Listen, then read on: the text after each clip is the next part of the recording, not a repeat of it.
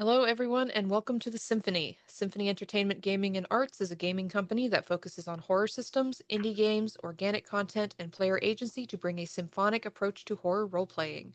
I am your host, Keeper Mav. My pronouns are they, them. And this afternoon we are playing Sutra of Pale Leaves for Call of Cthulhu. We are continuing the Dream Eater scenario. Likely finish that tonight. And one quick announcement, Symphony Entertainment has a Patreon. If you like this content and would like to help us create more, please back the Symphony on Patreon. You can check that out at patreon.com/Symphony Entertainment. Content warnings have been discussed with cast and crew. The X card is in play. X's can be sent by private message. No judgment passed. No questions asked. We will also be using the green, yellow, red traffic light method, which can be called by any cast member at any time. So, without further ado, let's unveil the cast. Cast members, please introduce yourselves, tell us where people can find you, and some of the things that you do. Starting to my right. What's going on, everybody? I'm Bucho, production daddy for Symphony Entertainment. You can find me on Instagram at Bucho Rodenberger. You can find me on Amazon at Scaring the Stars in the Submission, The Machinery of the Heart, Love Stories, and Under a Black Rainbow. You can also find my link tree, which is probably somewhere up on any one of the Symphony streams at this point. Yeah. Next up. Hi, everybody. I'm Doc. If you want to find out things that I do, I have a link tree, linktree.com/DocBones, because unlike some people who are smart enough to unify their social media, I didn't.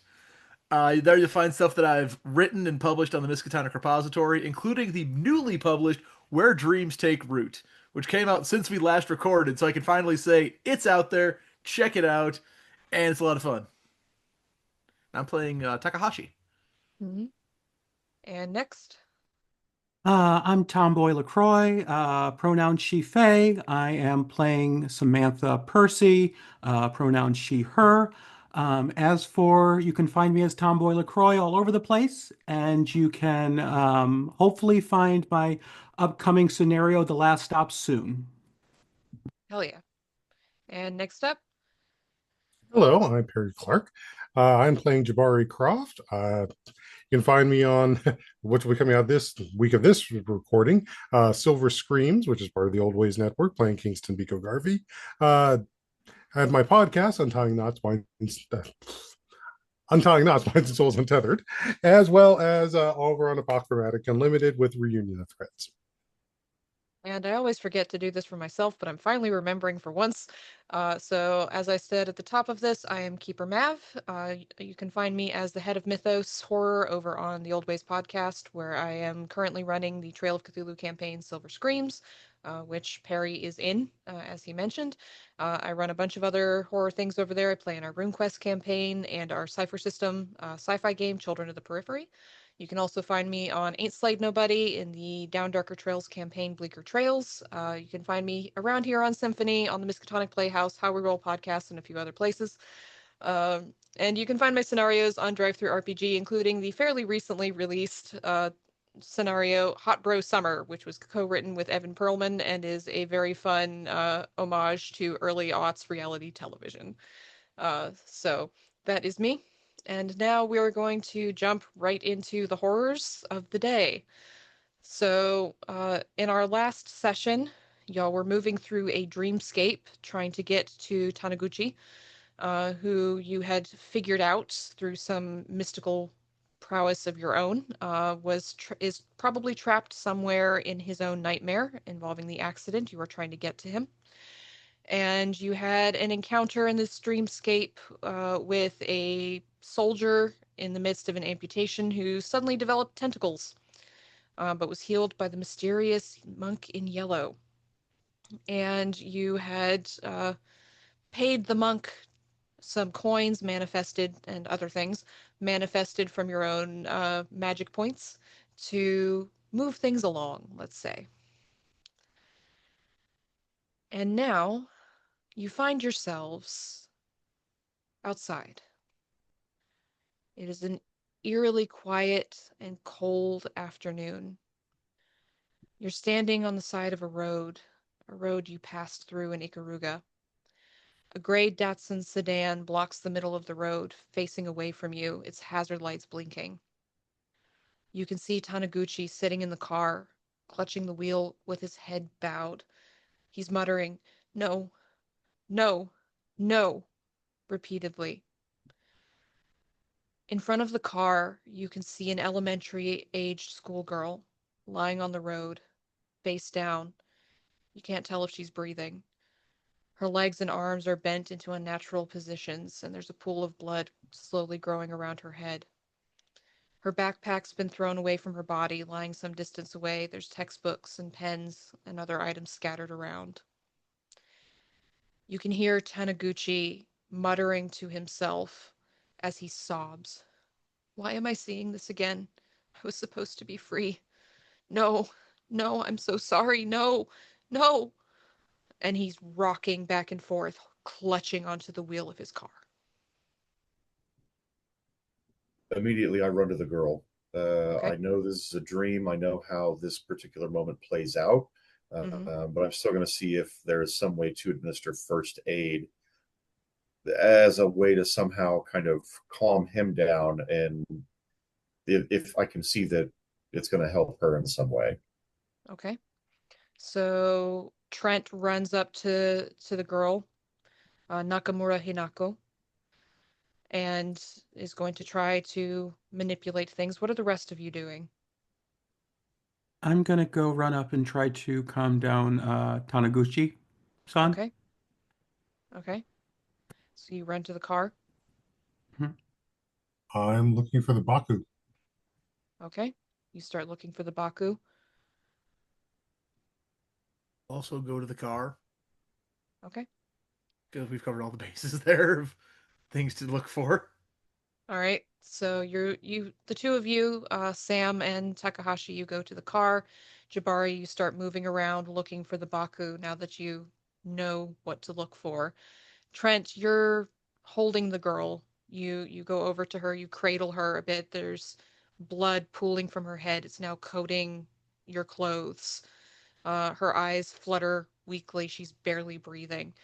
And she makes a sharp, ragged breath. Hold on. Okay, we're going to keep you here, okay? You'll be fine. You'll be fine. Okay, give me a first aid roll. Okay. Um,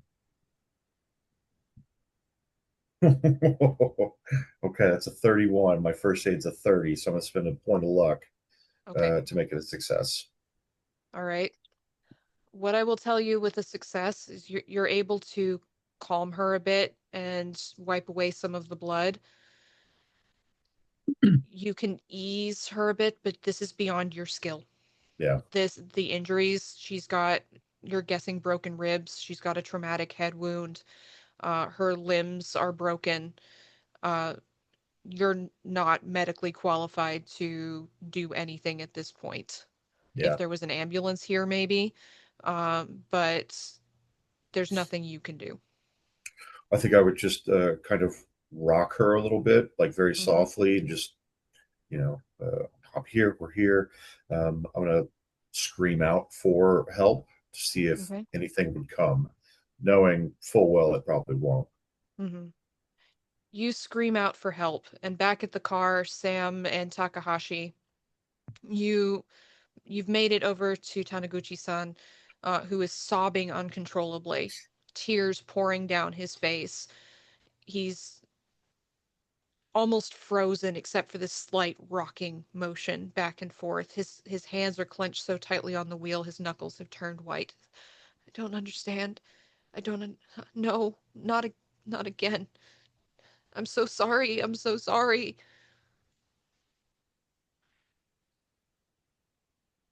It's it's not your fault. This is the past. It- I I'm gonna try to pull him out of the car if I can. Okay. So give me are you going to try and persuade him out of the car or are you lifting him out of the car? I am lifting him out of the car. I don't Okay. think he's gonna come out of his own on his own. All right. Give me If a strength she's roll. lifting, I'm jumping in to help as best I can. Okay. I mean, 53 under 55, so Okay. success. So he is an old man and he's fairly frail. So you're able to gently release his grip on the steering wheel and help him out of the car. He doesn't resist. His eyes are kind of blank and staring ahead, almost as if he doesn't notice what's happening to him. And then he hears Trent scream for help, and his knees buckle. I'll support him, like kind of hook him under his armpits, try to keep him standing. Taniguchi-san, you have to forgive yourself for what happened. It wasn't your fault. It was an accident. The, the child should have a life. She should grow up and have children and and and a family and a life and uh, oh, Taniguchi-san, we do not fault a weed for where it grows, even though it doesn't belong there. Life gives us things that we cannot appreciate. It gives tragedy, but it also gives beauty. Although this is a tragedy that was truly an accident, you cannot blame yourself for this. It was not your fault. It was a true accident, and as tragic as it is, you have to be able to let go. he seems completely caught up in his grief, but you can give me a persuade roll. I think that's the best skill for the tack you're taking here. That's a 0-4 under 55. Nice. That is an extreme success. He calms. There's still tears rolling down his face, but the sobbing stops. His hands stop shaking quite so much, and he starts reciting the mantra to himself that you heard him praying before. Calming himself, calming his mind. Jarbari, you're walking around this scene looking for the Baku? Yep. Okay. Looking at the environment, looking to see where it might be hiding. I'll even look straight up if I have to. All right. You look around. You move past the trees that you saw on the side of the road, and you see the monk in the yellow robes with the hat covering his face, standing silently. And he seems to be watching the whole scene unfold. His hands are folded inside the sleeves of his robes. He doesn't say anything, but his head moves slightly. And you know he's looking at you directly, Jarbari. And you hear, "You can do this. You've got this. I believe in you." And you feel this calm radiating through your body, this peace. And you feel like you can take on anything that comes at you. Trent, you call for help and no one comes. You weren't expecting anyone to. But you hold Hinako close. Her blood staining your clothes. Her breathing softens. She seems to know you're there. And her eyes flutter. And she smiles, maybe a little bit, just a little corner of her mouth. "Thank you."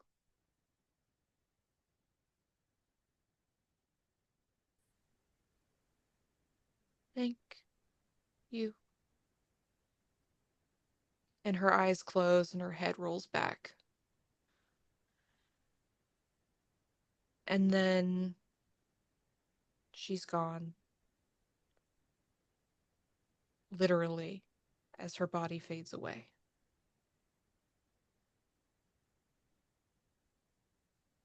I'll look back towards the driver's side of the vehicle to see what's going on with Taniguchi. you look back over towards the small group, and he's got his eyes closed. He's standing a little bit taller. He's chanting to himself. The others are with him. Jarbari is standing, staring into the distance, a little bit further away. And then you hear a roaring sound. And you see an eruption of purple flame rolling out of dark mist from behind Taniguchi-san, Sam, and Takahashi. Look out! Look out! Behind you guys! And do you turn to look? I do. Mm-hmm. You see this purple creature with these clawed hooves and this row of vengeful staring eyes come roaring at you. You recognize this creature. You've seen it in your dreams. You know that you found the Baku. And it comes roaring towards you. I would be shooting immediately. Okay. Jarbari, before we get into that, Jarbari, you can make me a spot hidden roll. That is a 16. 16. All right. So you see one row of those eyes looking over towards the monk in yellow and then ignoring it completely and going back towards the small group of your colleagues here. But you see it glance and then look away. I will turn to look at the monk. Any suggestions? It the figure looks at you, holds out the offering box. I'll manifest another gold coin. Okay. Spend a magic point. Yep, let's get back into that. Okay. The monk holds out the box. You drop the coin in.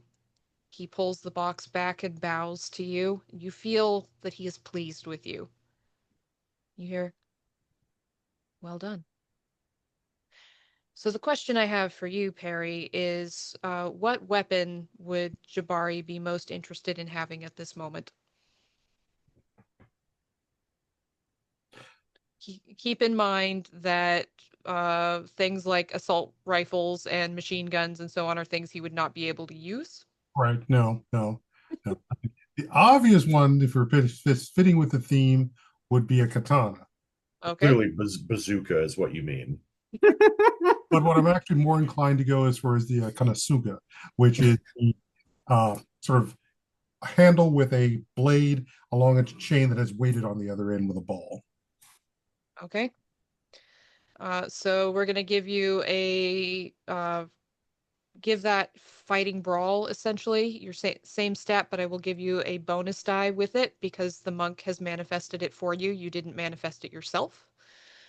So we will keep that in mind. All right. And so, Trent, you are going to shoot it. I am. Again, I want to fan the hammer, so 3 shots. They're at disadvantage, right? Yeah. Yeah.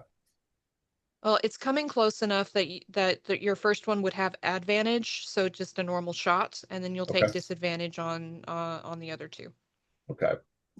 First shot. That's straight shot. That's nope. That's a fail.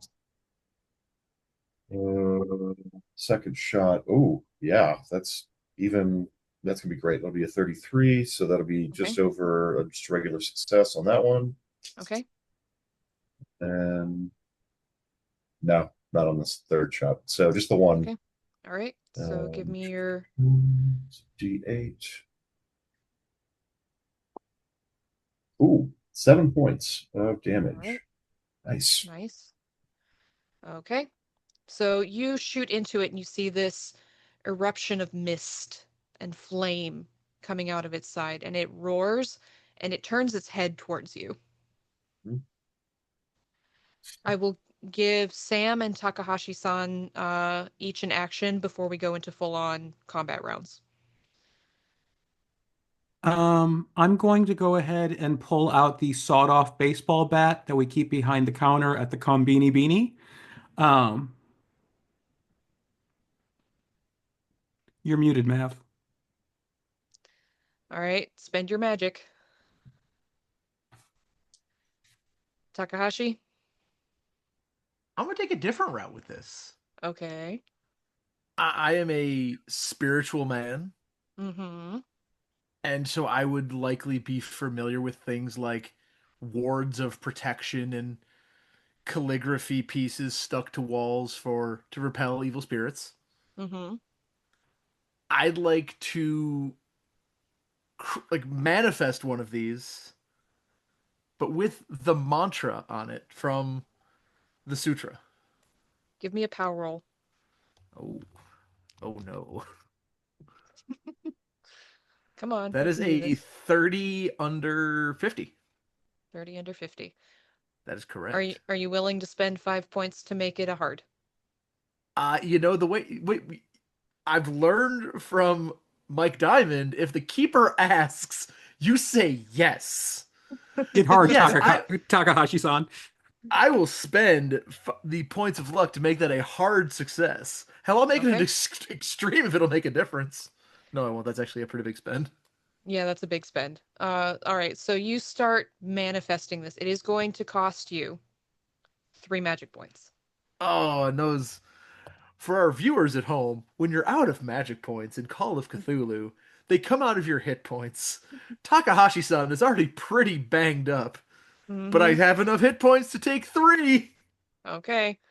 So you start manifesting this beautifully written piece of calligraphy, and you feel, you don't see, but you feel someone looking at you, Takahashi, and you hear a voice in your head saying, "Clever. Well done. Good job." And it fills you with this sense of elation, what you get from a job well done when your boss gives you those rare words of praise. That's what it makes you feel in this moment. And now we're going to go into rounds, so can I get everyone's decks, please? Mine's 80. Okay, 65. 65. I am a 50, but I've got my gun out, so technically, I guess 100. Is that Mm-hmm. right? As long as you're using it each Yeah. round. Okay. All right. So For the moment, I do. Yeah. for the moment, okay. So this thing is going to get to act, and when we go into rounds, because you see it shifting, and it grows larger and larger and larger. It is suddenly massive. It is towering over you, kaiju style. Those Is it noticeable that we saw Takahashi-san do something, or was this kind of more like a mental thing? Like, is it Were you noticeable doing that any Jedi hand gestures there, yeah. Takahashi? Oh, it is full on like doing. I mean, I know this is a wildly inappropriate Arab, like the Naruto style hand gestures of like praying with things to Mm-hmm. bring that sutra and give it as much power as I can because I am a deeply spiritual man. I don't believe in fighting with conventional weapons. My weapons are paper. Yes. So you did see that as the creature starts to grow and Right. grow and grow. What did you do, Takahashi-san? What the fuck did you do? I merely prayed. I brought in the sutra that was said to Taniguchi-san said has kept his bad dreams away. I don't think that's working. I You I know, have an idea. It only works if you can attach it to him. I mean, Takahashi-san would have.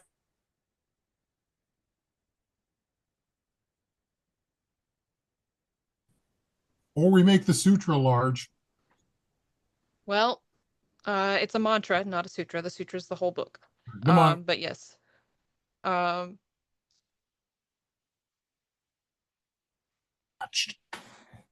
all right. We're going into combat now. So, Trent, your gun is out.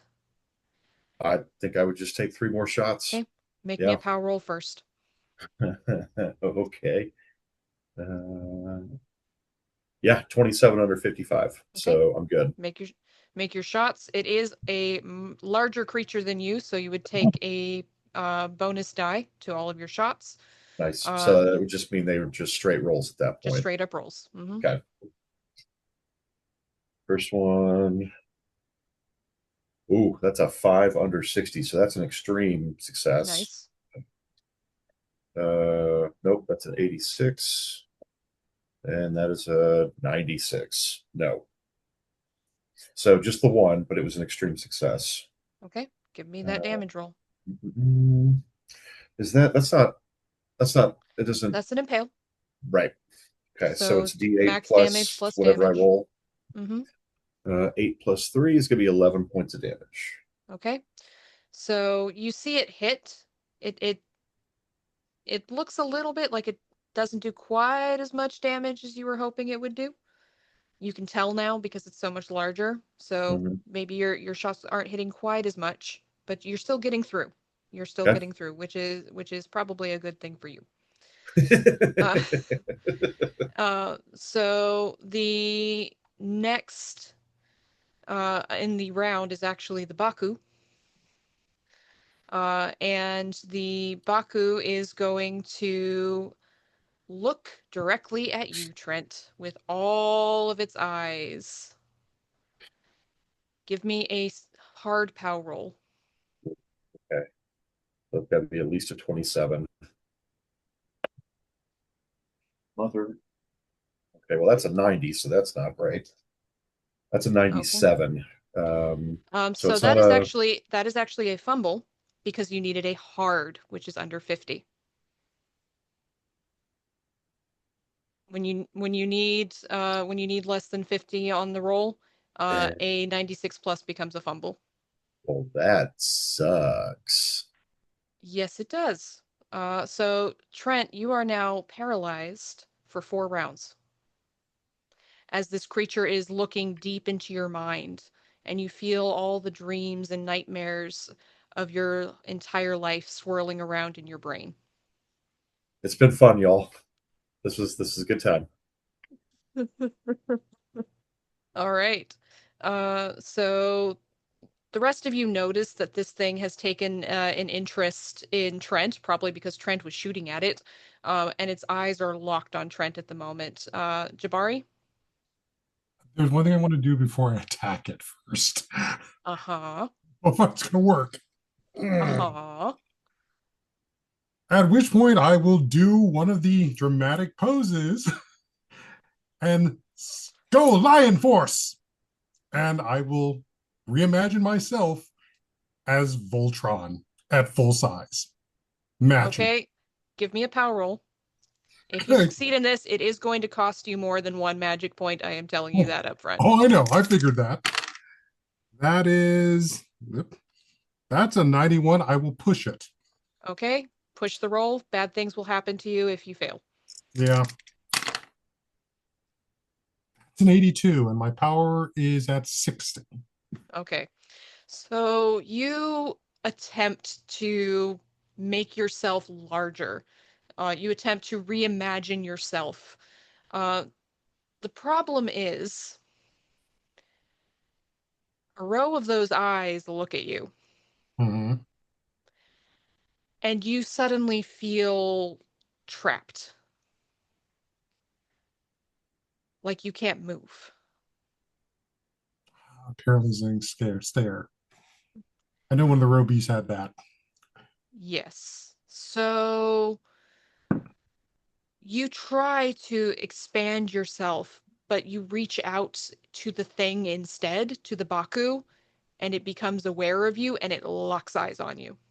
And you feel yourself unable to change. At least your attention's on me. And on Trent. It's got multiple rows of eyes, but you know. So Sam. Well, clearly the eyes are an issue. I'm going to try to manifest a big pair of sunglasses over its face. Okay. Opaque ones, Um, ones you can't see through.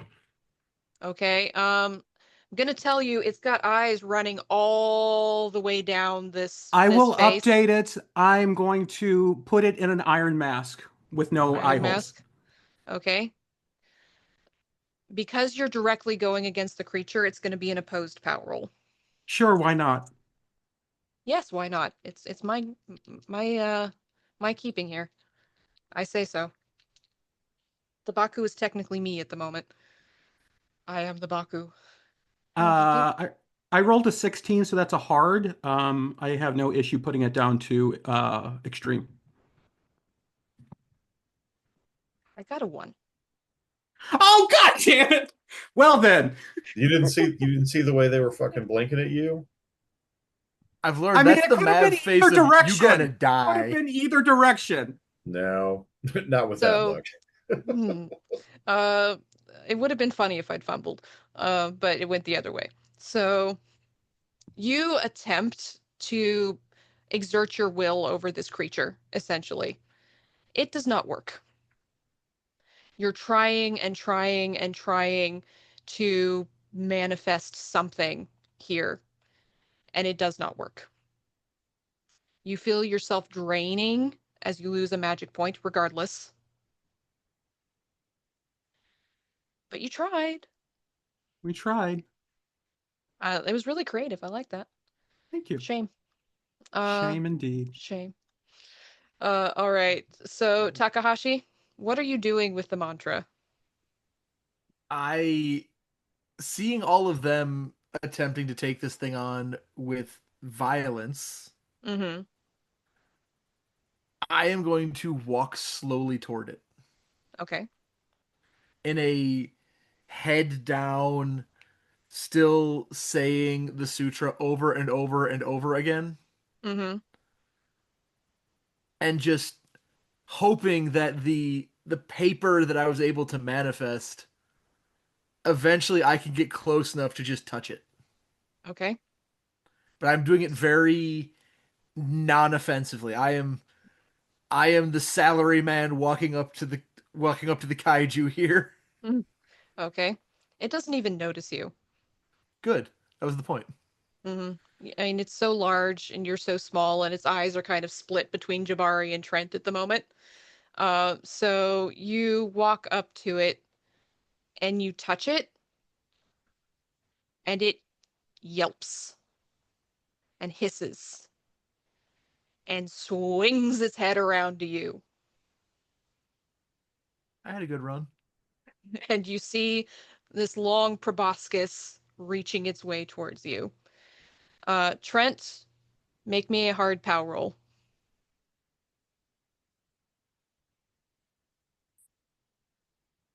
No? Okay. You are still paralyzed. This thing still has one row of eyes on you. The other row of eyes is now turning towards Takahashi. But you're hoping that maybe Takahashi will take the whole attention away from you and you can break out of this. Maybe. All right, Jabari, you can make me a hard power roll.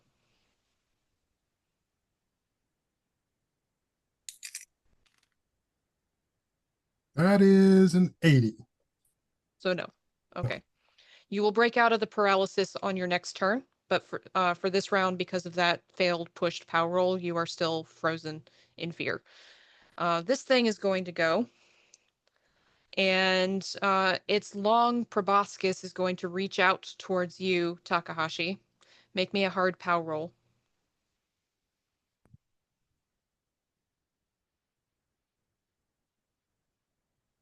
You're You got it? muted.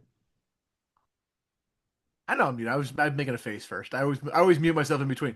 That is a 20 under 50. Nice. Okay.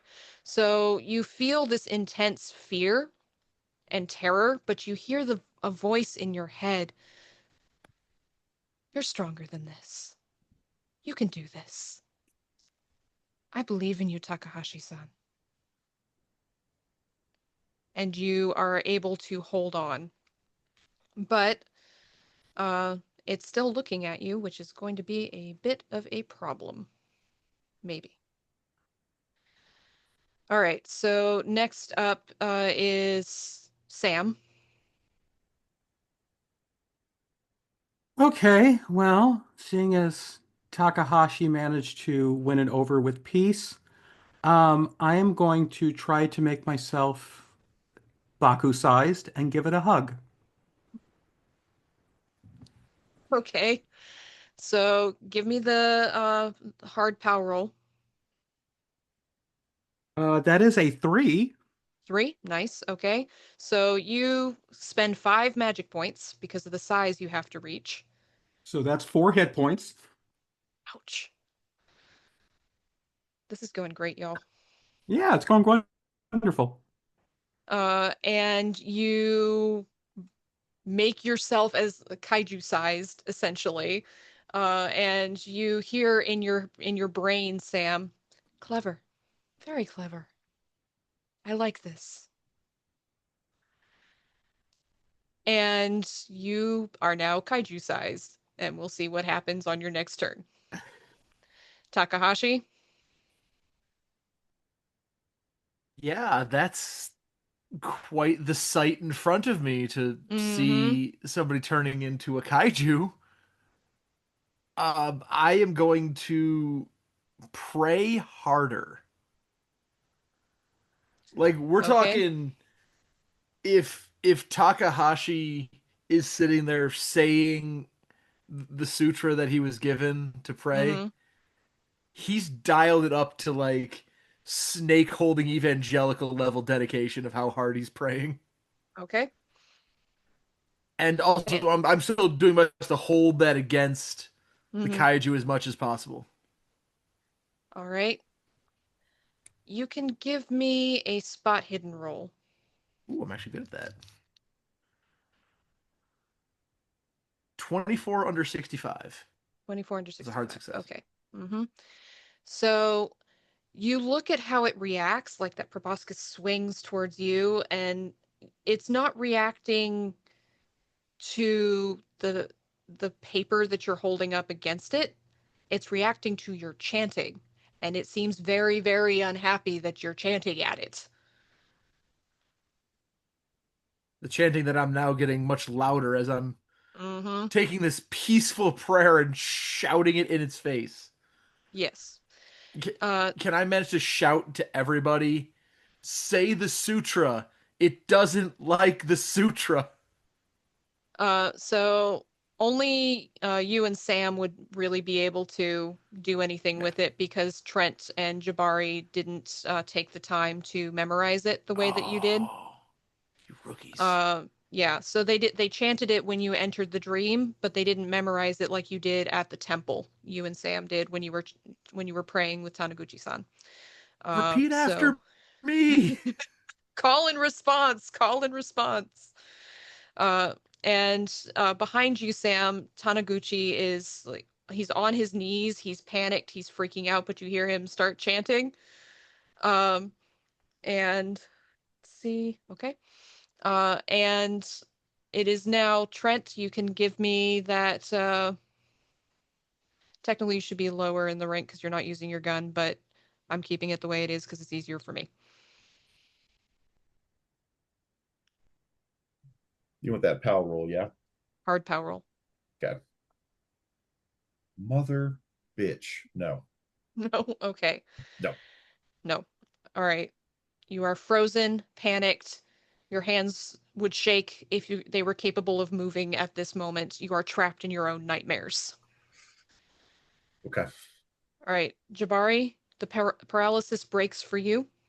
You are free to act. At which point I am turning the Kintsugi into pure dream energy for the moment because Mm-hmm. I have something I want to reshape it into, and I will proceed walking over to Takahashi-san. Once I Okay. get there, I will remanifest it into a giant loudspeaker. Oh boy. Mm, this is funny. Okay. So give me a power roll.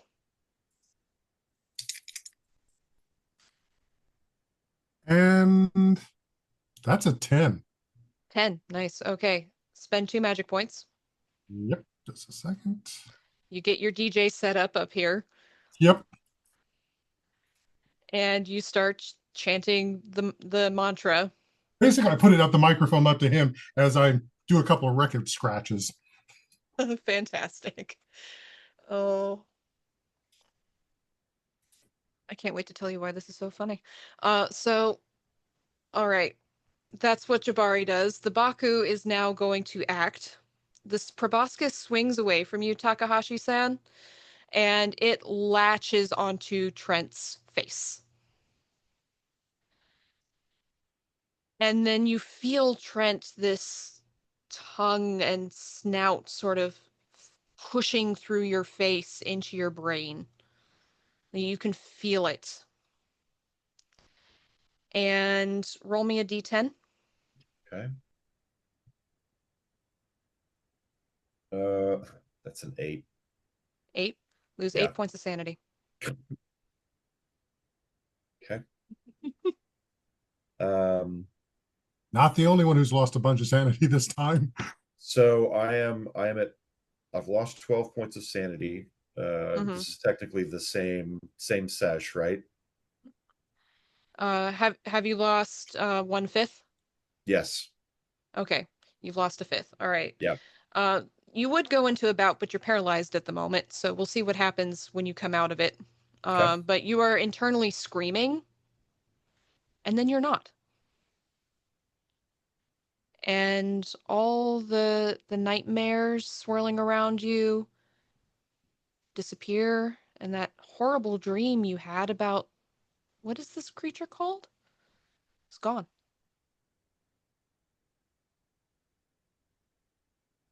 And we'll see what happens next. Sam? I don't care for that. Well, I'm going to try to grab it around the neck and hug it and pull it away from Trent and start the mantra as well as making sure and telling it that I forgive it Mm-hmm. or watashi wa ana o yurushai masu. Okay.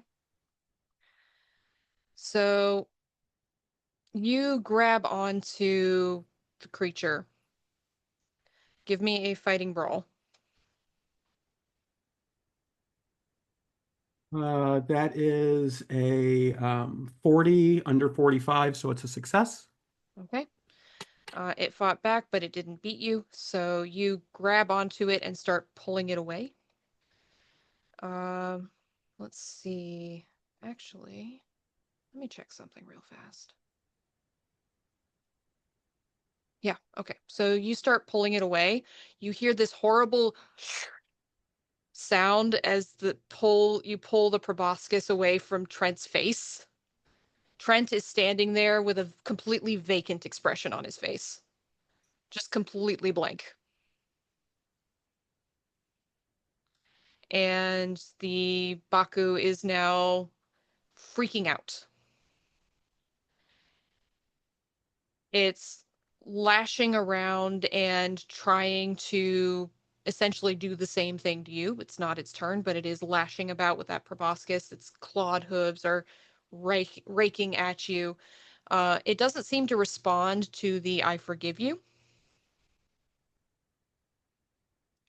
But it also probably But doesn't like the mantra I'm following it with. it really doesn't appear to like that. But the three of you who are active at the moment can give me intelligence rolls. That's a 69, so it's a success. Nice. Nice.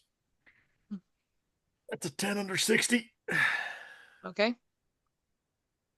I like these Keep dice. one. I'm willing to spend a 1 point to make it half. You don't have to. You've all been chanting a little bit at this point. Taniguchi-san's been chanting. You're watching it. It's making it matter, but it doesn't appear to be doing anything except making it really, really, really mad.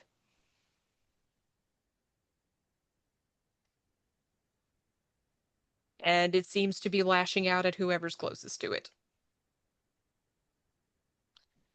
Question. All right, Takahashi-san, yes. Do I see the monk? Yeah. If you look over past the Baku, you can see the monk just standing there silently. Okay. Mm-hmm. It's your I'll turn. wait till What my would you turn like to in the do? Dax order. Oh, it is my turn. Oh, It fantastic. is your turn. I'd like to go over to the monk. I'll like back away, still saying the sutra. Mm-hmm. I'm extending the cord on that so you can keep going. Okay. And when I reach the monk, I will, like, without breaking contact, like facing the creature, I will stop saying the sutra for a brief moment, Mm-hmm. turn to the monk and say, "How do we stop this?"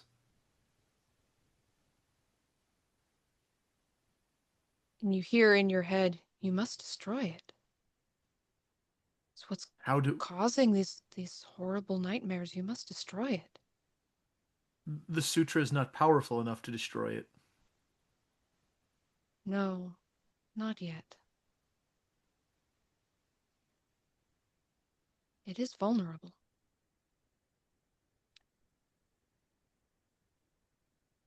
What did you Landry-san, hear? shoot it. I realize he can't move. I just, in my mind, I'm like, he's got a gun. What Mm-hmm. about Taniguchi? You hear me shout out. Yeah. Taniguchi could hit it with his car. That seemed to work. Taniguchi-san, get in the Datsun. All right. Let me check his dex and see where he's going in the order. Give me a persuade roll to get him to do that, if that's what you're doing with your turn, Takahashi. The luck ran out. The luck ran So out. it's a 90 over 55. Okay. All right. So he is Can I upset. You can I can't push push it? a luck. Oh yeah, you can push, I guess. It's You a don't have enough persuade luck to roll. spend it. Yeah, you don't have enough luck to spend, but you can push it. I mean, I have enough luck. It would just be most of my luck. I'm going to expose myself to more danger Mm-hmm. Don't expose by yourself. There's children about. Not anymore. they disappeared. Yeah, no, Oh, touche. she's dead and gone, literally. Mm. I'm Expose going away. to charge towards him across Mm-hmm. this open area, like knowing that the Baku has been attacking whoever's nearest. Mm-hmm. I'm gonna sprint towards him, saying, "The car! Use the car!" Okay, Obi-Wan.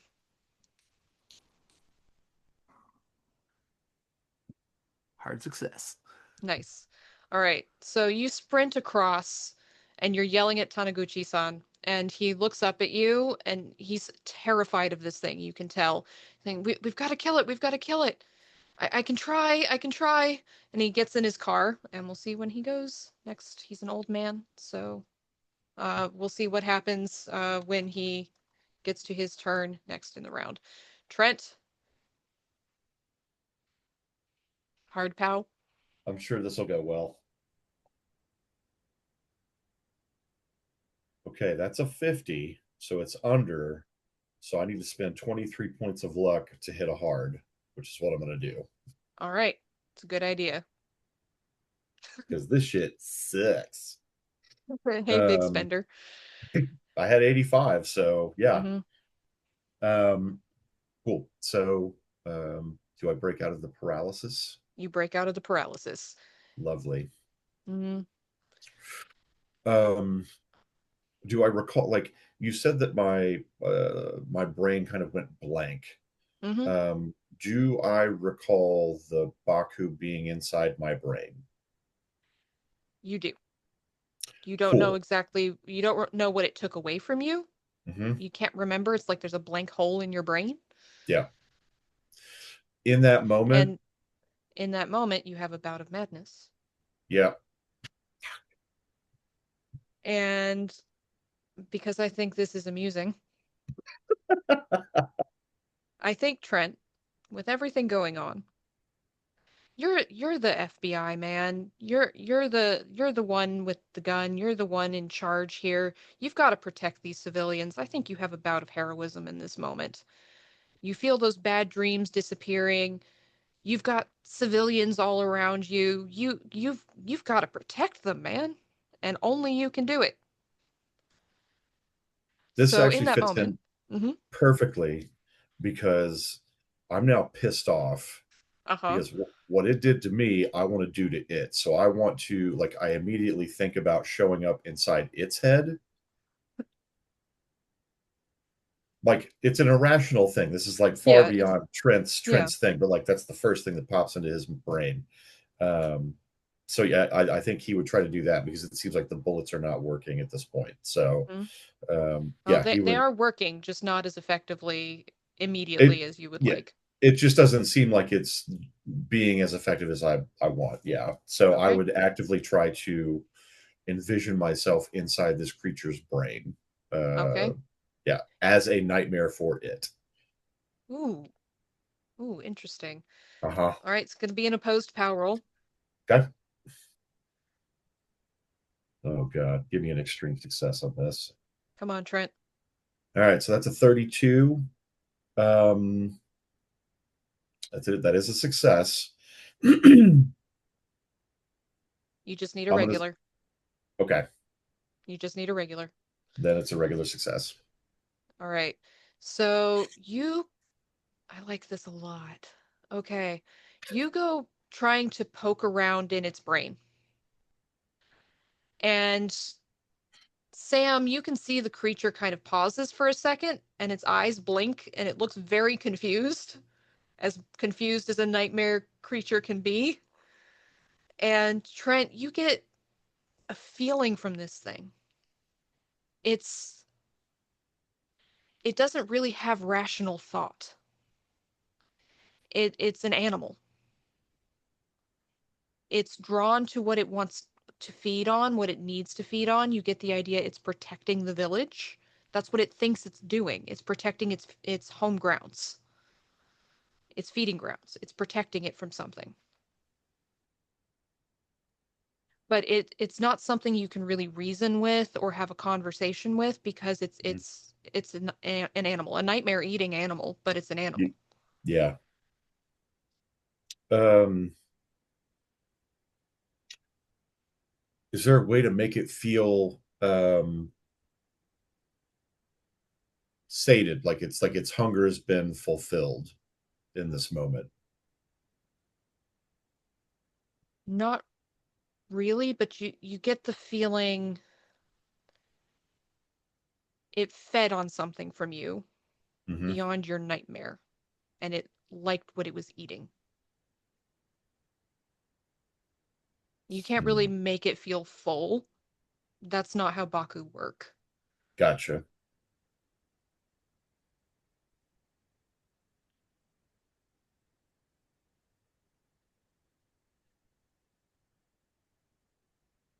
But you have successfully projected yourself into its brain. Spend 5 magic points for me, please. I think that's probably going to be it. Like, I really don't know what to do at this moment, so Mm, you might want to move on to mm, somebody else while I think. yeah, yeah, absolutely. So Jarbari,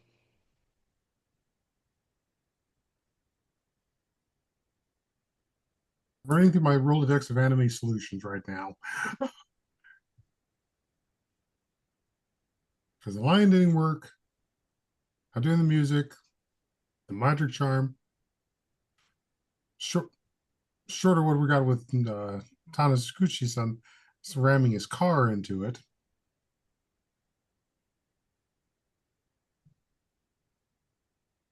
you can give me an idea roll. I will definitely take that option.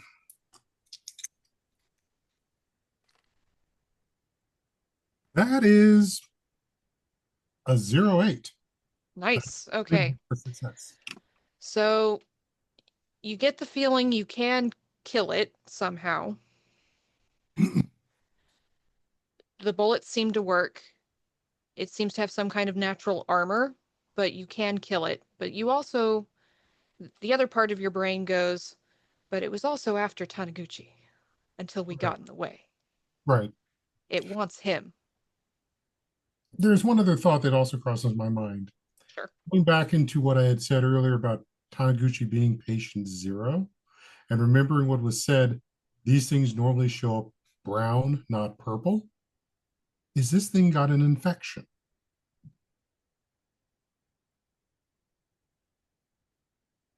Maybe.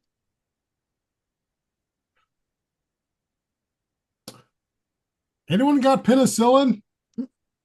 That's not, I will tell you with your extreme on your idea roll, that's not going to help. Okay. It's a nightmare eating creature of legend. Penicillin's not going to help. Okay. Then in that case, I'm actually turning my attention to Taniguchi. Okay. What are you going to do? He's in his car trying to rev it up or something like that? He's gotten to his car. He has not started ramming towards the creature. I'm going to quickly run over to him. Mm-hmm.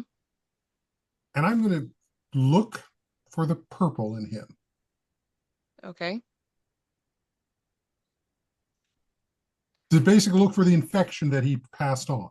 Mm-hmm.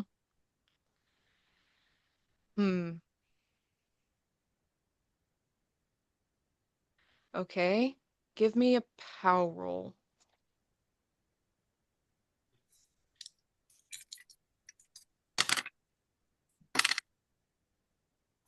That's a 99. Well, at least it's not a fumble. Mm-hmm. But you get the idea that there's no purple in him. You see yellow. But you don't find any kind of infection or anything like that, like you're looking for. His aura is just yellow.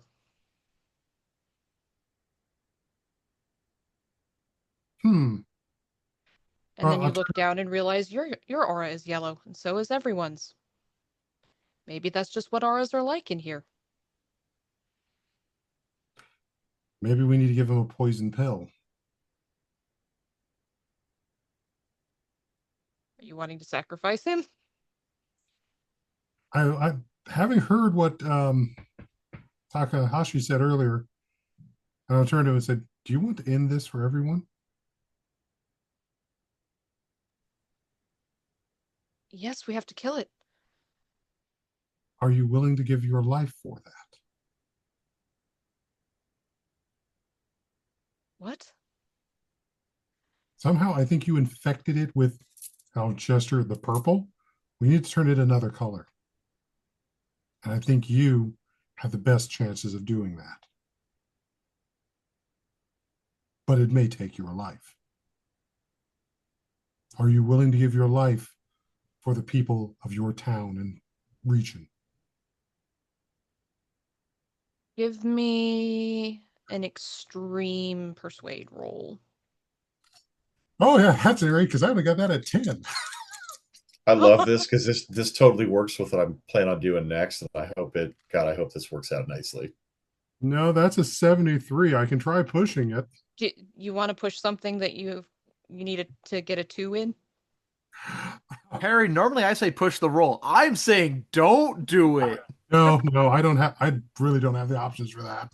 If All this right. sensible doc is coming out here, don't push the roll. I love that you went so hardcore into something you have base 10 in. That made me so happy. But he looks at you in absolute terror and he backs away. You can see that his fear is overcoming his ability to think rationally or to think sacrificially. I will mumble through the mantra at him for calm. Okay. As much and as I've been listening and amplifying it. Mm-hmm. While you're doing that, it is now the Baku's turn. and the Baku is lashing out with its proboscis, and it roars in. You're not quite sure what it is.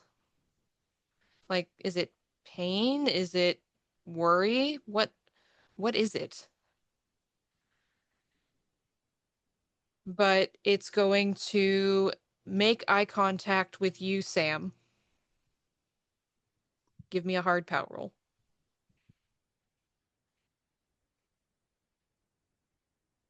I'm going to spend 1 point of luck to make that a 32. Okay, good idea. Okay, it's your go. Was the conversation with Jarbari and Taniguchi loud enough for me to hear? Given your size at the moment, I'm going to say no. You've Okay. got this roaring Baku in your ears. You're really, really Sure. massive. And Taniguchi is still next to the Datsun? Yes. Okay. I'm going to reach down to scoop up the Datsun. I might get Taniguchi with it, and I'm going to feed it to the Baku. All right, give me a luck roll. That is a 51 under 59? Do you want to catch up Taniguchi with it? Yes. Because Okay. Taniguchi in the car is what killed the girl. Now Taniguchi in the car is what can kill the Baku. Okay, so Taniguchi had backed into the car to get away from Jarbari trying to get him to sacrifice himself. You, with your massive hand, pick up the car. You hear Taniguchi screaming. And then you shove the car at the Baku. The Baku wraps its proboscis around the car reflexively, and you hear Taniguchi screaming and screaming, and then he goes limp, and the screaming stops.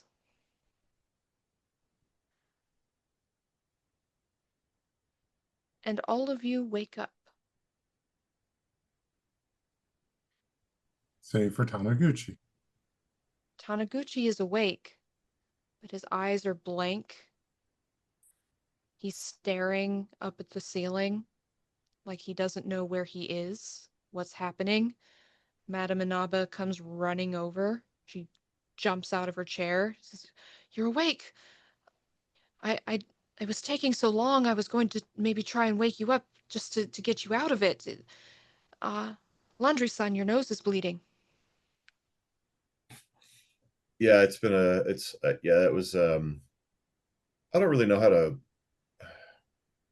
I'll be fine, I think. But thank you. Yeah. Yep. Yeah. And Taniguchi is muttering unintelligible things to himself, like phrases, fragments, not even complete sentences, and he doesn't even seem to be able to move, but he's alive, but broken. Mm. And do you get him taken to a hospital? Do you get help for him? Madame Inaba suggests calling an ambulance. I'll Yeah, call an I mean, ambulance. Yeah. yeah, I think we would definitely make sure to check on him if he's clearly having some kind of a fit. Yeah. So you call. Takahashi-san could also use a doctor. Yeah, probably. I mean, definitely. So you call for an ambulance. It takes a little bit for one to get there at this time of night. But if you want to make a first aid roll on yourself or on Takahashi or Taniguchi-san to see what's wrong. Yeah, I want to do a first aid roll on Taniguchi. Okay. I'm not so worried about myself, but Okay. Nope. Nope. Nope. If he's got Taniguchi-san, I was rolling for myself there. Okay. I rolled a 12 under 30. All right, so regain a hit point. Well, I was gonna roll for Takahashi, but if Takahashi's taken care of, I'll roll for Taniguchi, seeing as Okay. Laundry Sun failed, and I succeeded. Okay. You can tell, like you're checking him over and you're trying to figure out what's wrong with him. There's nothing physically wrong with him. His mind is gone. And at which point I And will share my theory about the infection. I'm going to require a sanity roll from Sam for what she did to this old man. Yes. That's totally fair. Hey, I was trying to do it already, so Well, this feels right. I rolled a straight 100. All right, so lose 2 points Well- of sand. And you feel horrible, Sam. You didn't know you had it in you to feel this shitty. When you did it, you acted in the spur of the moment. You thought this will be fine. I'm saving everybody. And then you look at this broken man, this elderly man who tried so hard with his prayers and his little garden and everything to make amends, and you realize what you did to him, and you're going to have to deal with the emotional consequences of that at some point in the future. My eyes start welling up as I sit next to him, stroking his hair, and I just whisper to him, Amani Yumi, sweet dreams, Takahashi, Taniguchi. Mm-hmm. So, to kind of coda this, the ambulance comes and takes Taniguchi away to the hospital. Takahashi, you get patched up more professionally. You're not going to die this time. Madame Inaba gets the details from you of what happened. She's very surprised at how real all of it was. She believed, but she believes more now.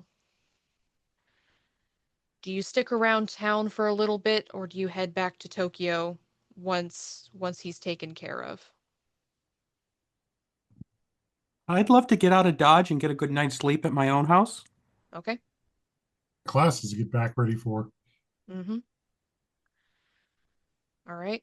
I'm gonna take a small reprieve before I head back Mm-hmm. to go to one of the temples and pray for Taniguchi-san, Okay. and You go then pray. beat feet back to Tokyo. I think Trent would stay one more night, just to ensure that no more weirdness happens, but also to kind of like take a mental breather from what he just experienced. Mm-hmm. Profoundly weird for him, something completely out of the norm. I don't think he would sleep very well, but I think he would Mm-hmm. stay the night. So the rest of you go back to Tokyo. Trent, you spend the night in your hotel room. You don't dream. And when you wake up in the morning and check in around town, nobody else did either. People's eyes are bright. They seem awake. They're talking to each other. That general air of malaise is starting to dissipate. People are still tired. You don't recover from months of sleeplessness with 1 8 hours rest. Yeah. But there's a definite change. And I think that is where we will draw Dream Eater to a close. You have all survived the scenario. Barely. Congratulations. I am very proud of you. And you don't get any sanity back for this one, for reasons. But we are going to do an investigator improvement phase. So we will do that before we move on. So anything that you put a check mark in, you can roll. If you fail your roll, you get to improve it. So we'll start with Trent. Okay, so I got firearms, library use, occult, psychology, and spot hidden. Let's see. No on the firearms. That's unfortunate. No on the library use. Yes on the occult. Okay, so you'll get 3 points of occult. Okay.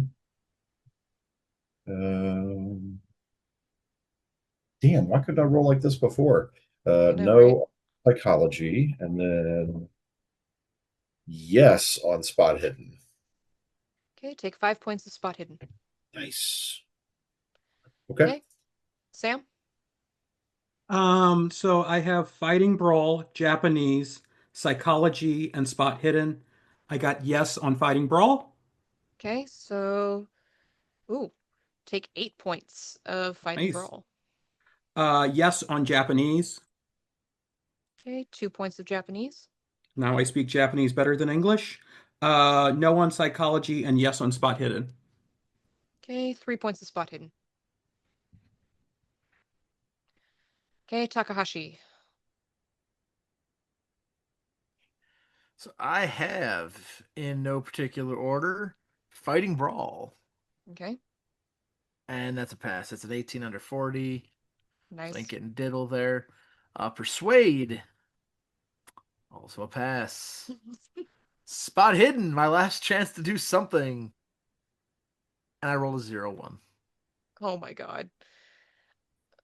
You rolled a crit on that. I'm going to give you 1 point. Aw, you're so sweet. Just to be nice. It's the only time that'll happen. So Jarbari, Sure.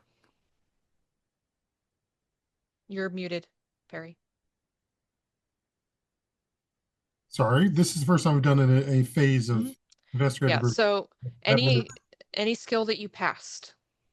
Oh, okay. So then that actually gives me a few other ones. Mm-hmm. So I know I rolled library use. I only got a 64, so I don't think I passed on that. Spot hidden, I think I got. You did. Well, you did. Yeah, you want to roll over those in order to gain extra skills. That's the only time. You want to fail your roll. Yeah. Okay, so then I failed on library use. So that was a 64 over 60.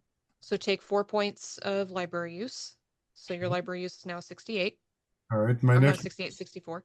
Right, my next one was spot hidden, which was 50. I rolled a 15 on that. No. Okay, so no going up on that. Right. I don't think I got a Japanese. Psychoanalysis didn't work. The only other thing would probably be drawing. Okay. And that's an 88 over Okay. 7. Take 7 points of artcraft. Okay. In the make sure that you're putting check marks next to the skills when you pass them in the game, so that when we do an improvement, you remember. Now I do. All right. Magic points? How does that work? The next scenario is going to be a little bit later, like a few months have passed, so you'll have all those back and your hit points. They typically come back after a day in normal gameplay, I think, if that's right. Yeah. So, all right. Is the talkback going to be Patreon only? I have no idea, but we should treat it as if it will be. Okay. If it's not, then we can stitch it together. All right, so I'll just say, so we're going to go ahead and take a break, and when we come back, we will begin our next scenario, fanfic.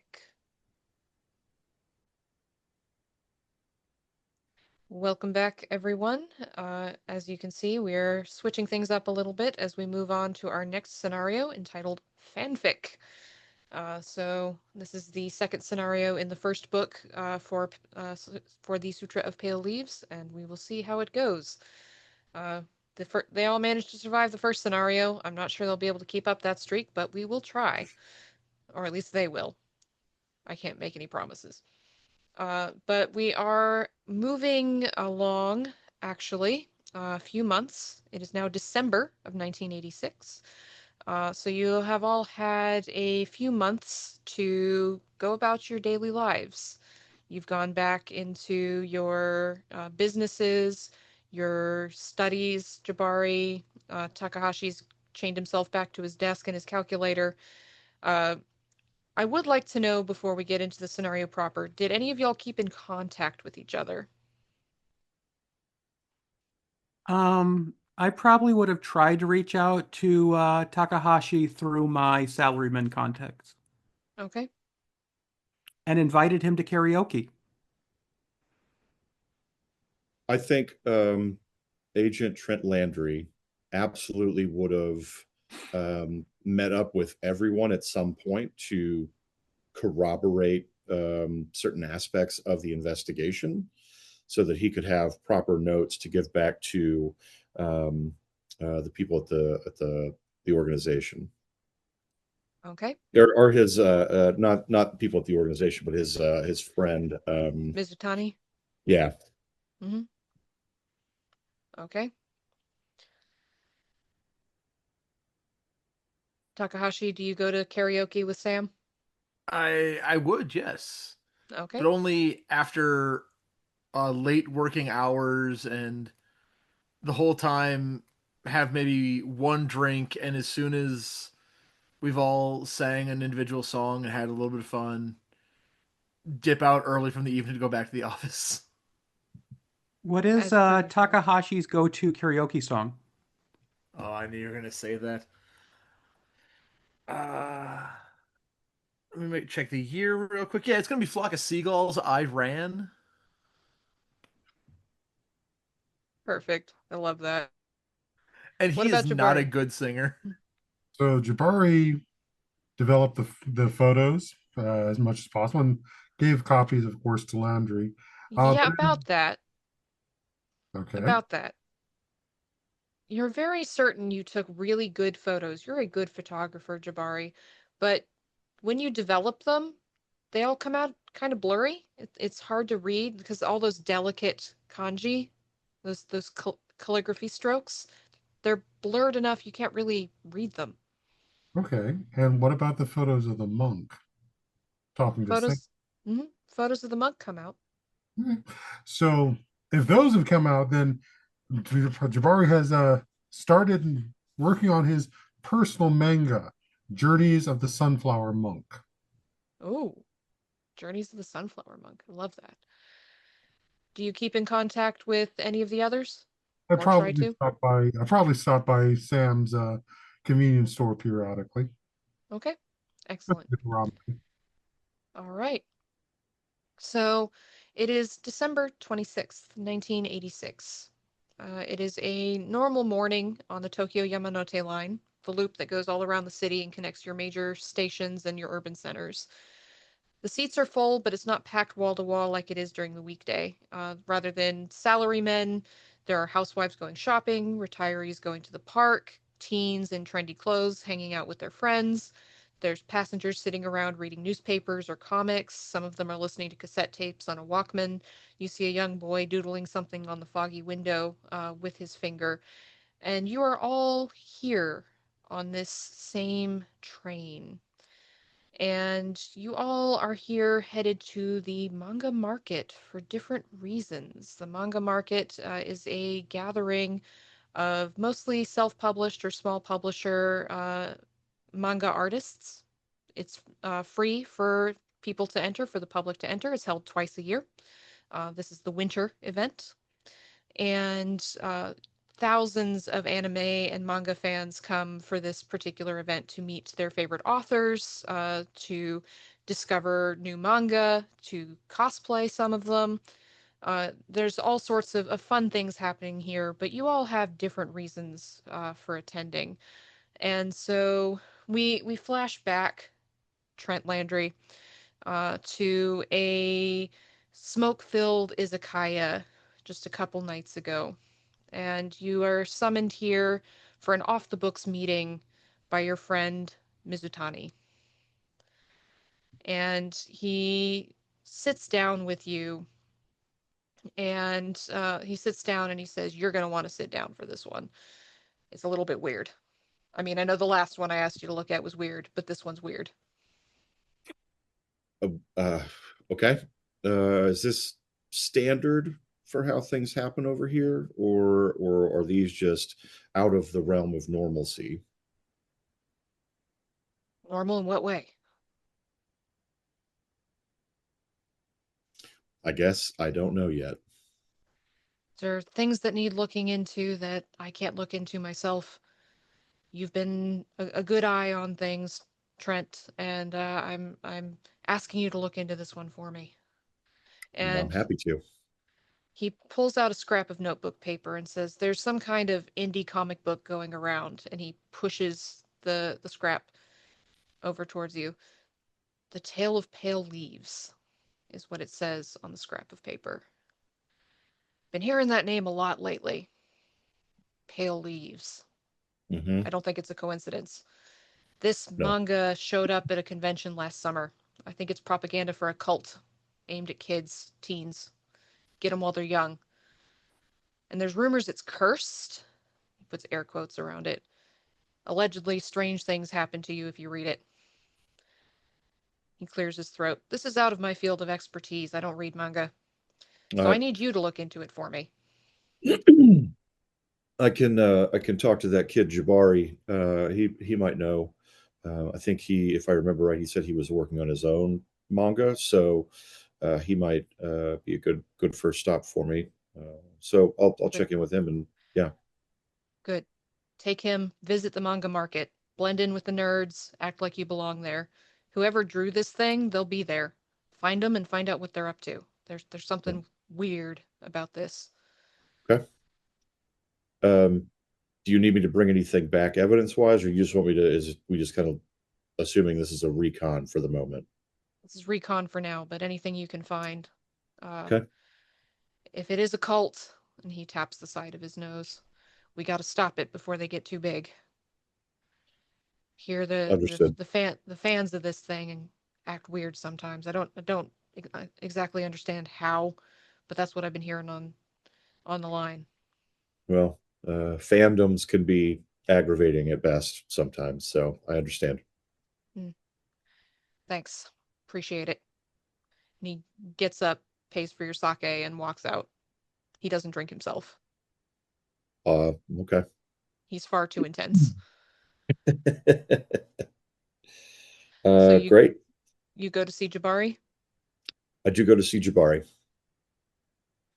So we change camera over to Jabari, who's hard at work on his manga in his host family's home. It's after class, after the class period. It's during the holiday season, and you are hard at work on your manga when you are informed that you have a visitor.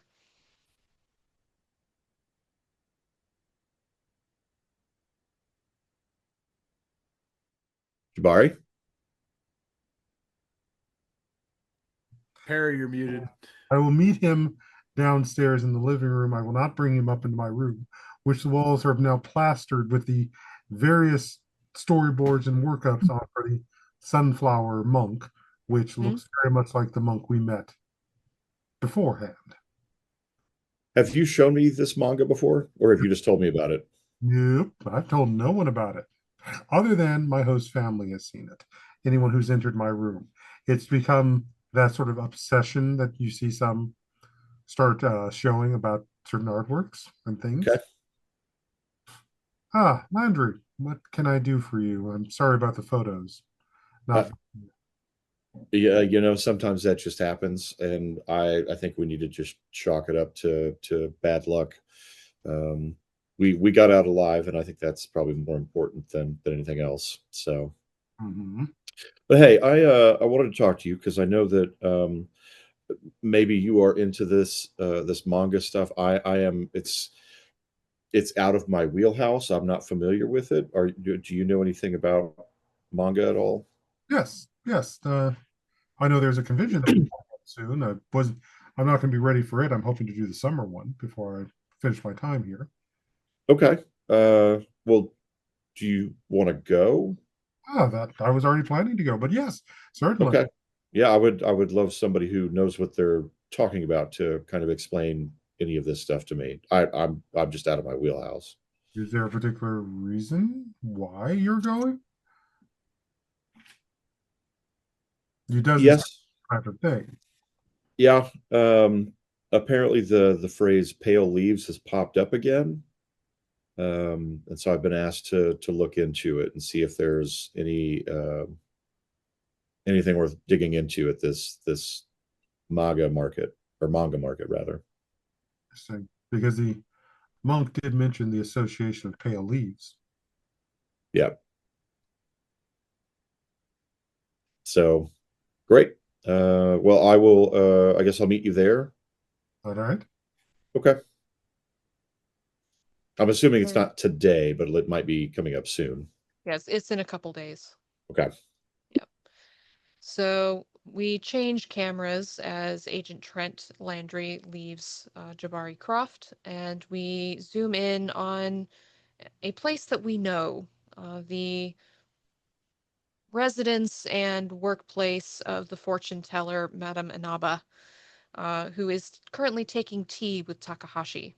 Takahashi, you've come in for one of your readings that you don't get very often, but it is been a chilly time for you, and things are a little bit slower, and everyone is a bit slower with the cold and the rain. And so you came to get one of your readings done. And she gave you a reading, scolded you about working too hard.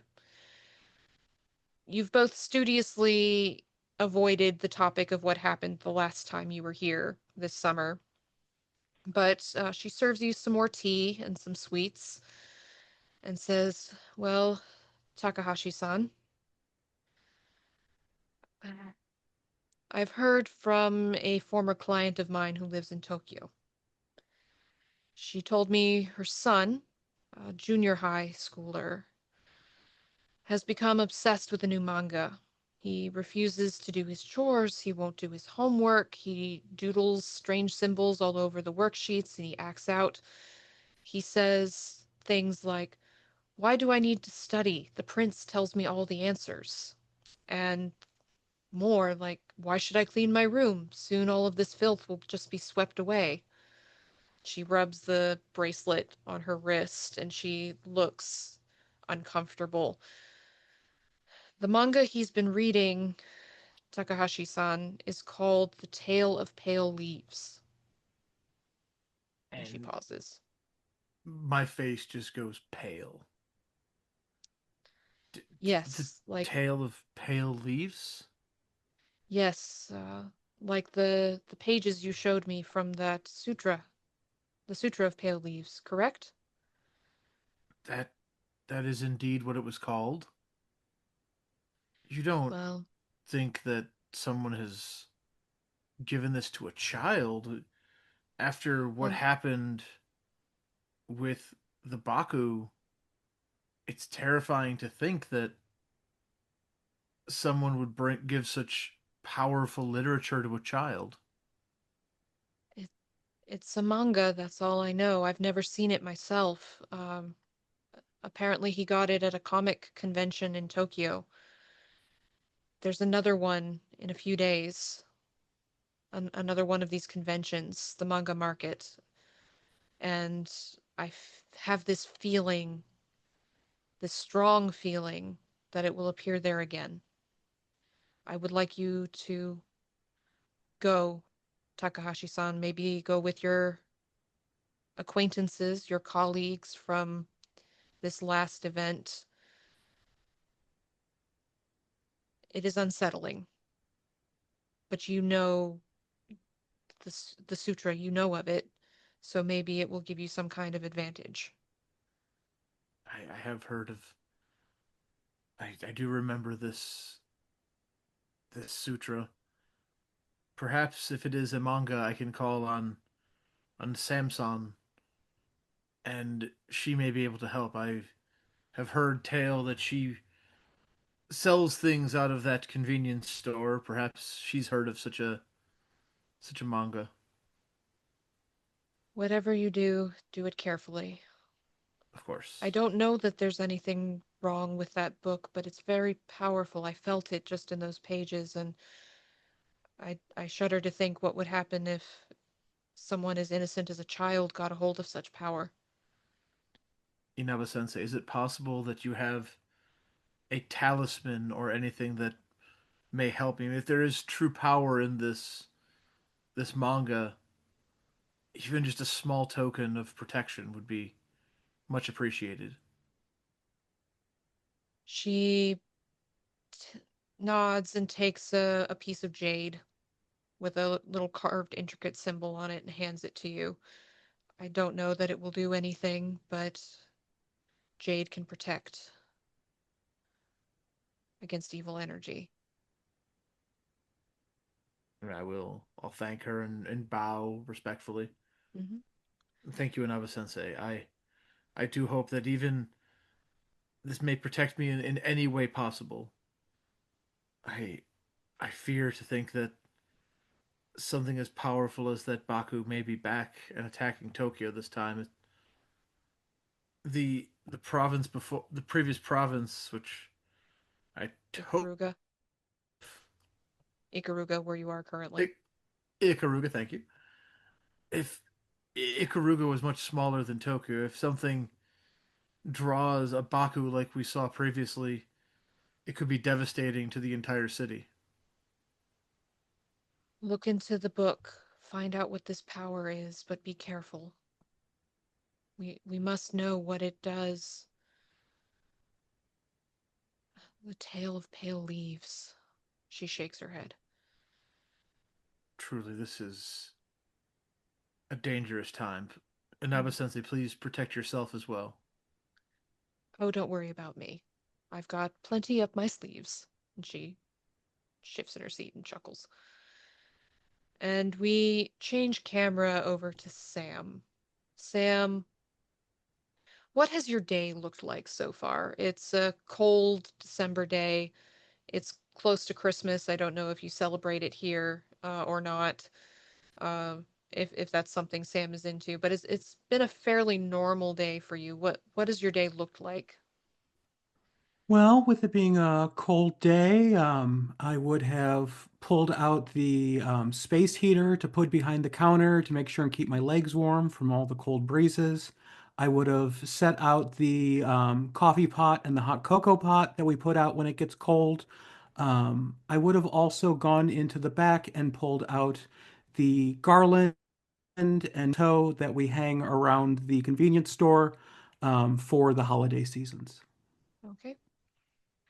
So we see that you are going through these steps of your day, your interactions with customers and pouring, taking the cups of coffee that people purchase or uh, the sushi rolls, whatever it is they come in for, talking to customers, greeting them.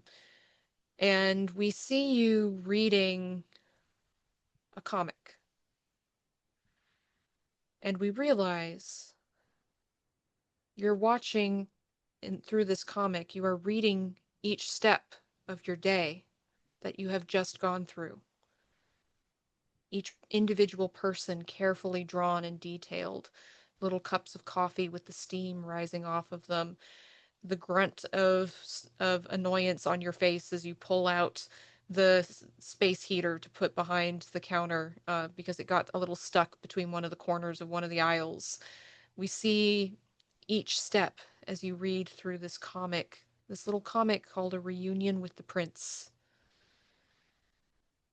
You find at the back of this comic, which was just left on the countertop when you came in this morning, there's a profile for you, your profession, your age, your height, your birth date, your blood type, your favorite food, your contact information, everything. And then the panels after that depict you reading and reacting to the comic as you are now. And this whole thing has happened in black and white all the way up until the penultimate page, where you see a handsome man in yellow robes. And he says, "Be not afraid." And you hear this voice in your head. "I am the Prince of Pale Leaves. You have been chosen to share in my adventure and save this land from imminent threat.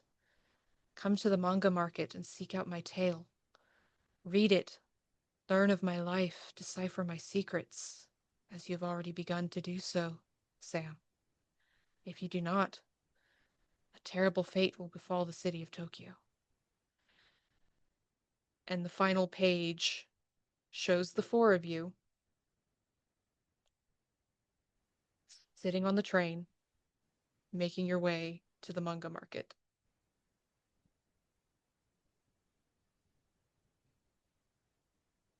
Sanity roll? Sure.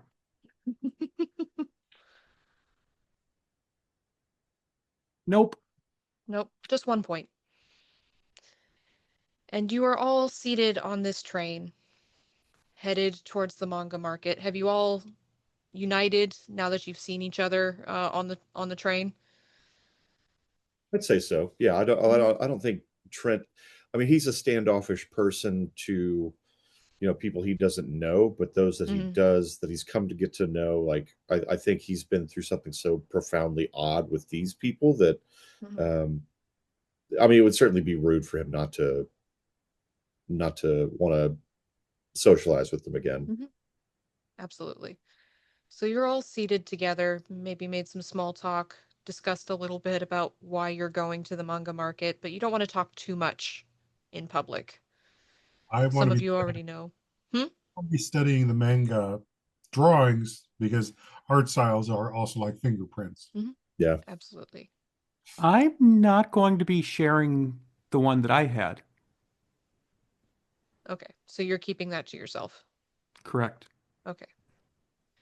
As you're sitting there talking to each other, wondering what's going to happen, the announcer lets everyone know you're arriving at Hamamatsu-cho Station. As the train pulls into the station, 9 young people in their teens and 20s all stand up in one fluid movement, take out yellow robes or coats and a pale mask from their bags and put them on, all at the same time. They exit the train together, and they do this without a single word or gesture between them.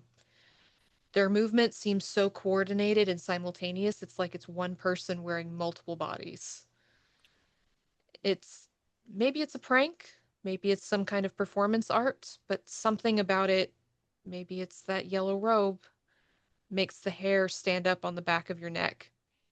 Yeah. And as they disembark from the train, you hear a breathless whisper from someone, Oji-sama, my prince. You don't know who said it. Was it you? I'm going to follow them. Okay. Where are you going, Sam? You don't think this is connected? This is your stop. Okay, well, if that's our stop, then this is unsettling enough to follow. I mean, yeah, we're gonna follow. Okay. So you start to follow after these people. It takes a moment because they get off just as the train was stopping, so there's that kind of jerking, settling motion as you try to get to your feet. No one else seems to have really noticed. People were listening to their Walkmans or reading or dozing off. No one else seems to have noticed what happened. And you make your way off the train. They do have a bit of a head start, and so you make your way after them, but you turn a corner to go towards the next train line, which will take you to the manga market. They seem to be headed in that direction, and you see a young woman in some obvious distress on the platform. She's in her early 20s, has thick, dark-rimmed glasses, long black hair, and a loose ponytail. She's picking up piles of comics and artwork that have just spilled out of her bag in a trolley cart all over the ground. And she looks up, and her cheeks are flushed red, and she's, "Help me! Can somebody help me before these get trampled on, please?" Trent will scurry over and start helping pile the things back together. If you guys want, go ahead. I'll catch up. I'm gonna stop and help us. Okay, you're gonna stop and help. Takahashi-san will also help. I have experience picking up dropped papers with rapid accuracy and just make sure I have really experience picking up dropped papers. I'm a salary man. What do you expect? This is my cup. This is my realm here. You can do That's all your fair. FBI investigating. When it comes to clerical work, Takahashi-san is unmatched. Bro, my calculator skills are tight. My calculator says 80085 on it. What about Jabari? I help as well. Okay. You pause to help, and you see the group jumping onto the monorail as it's starting to pull away. You know it'll be about 15 minutes before the next one, so you might as well just focus your energy here. But you help her, this young lady, pick things up. You see that there's uh, stacks of what look like graphic novels, and there's they seem to be fantasy or romance. There's original images that she seems to be very concerned about.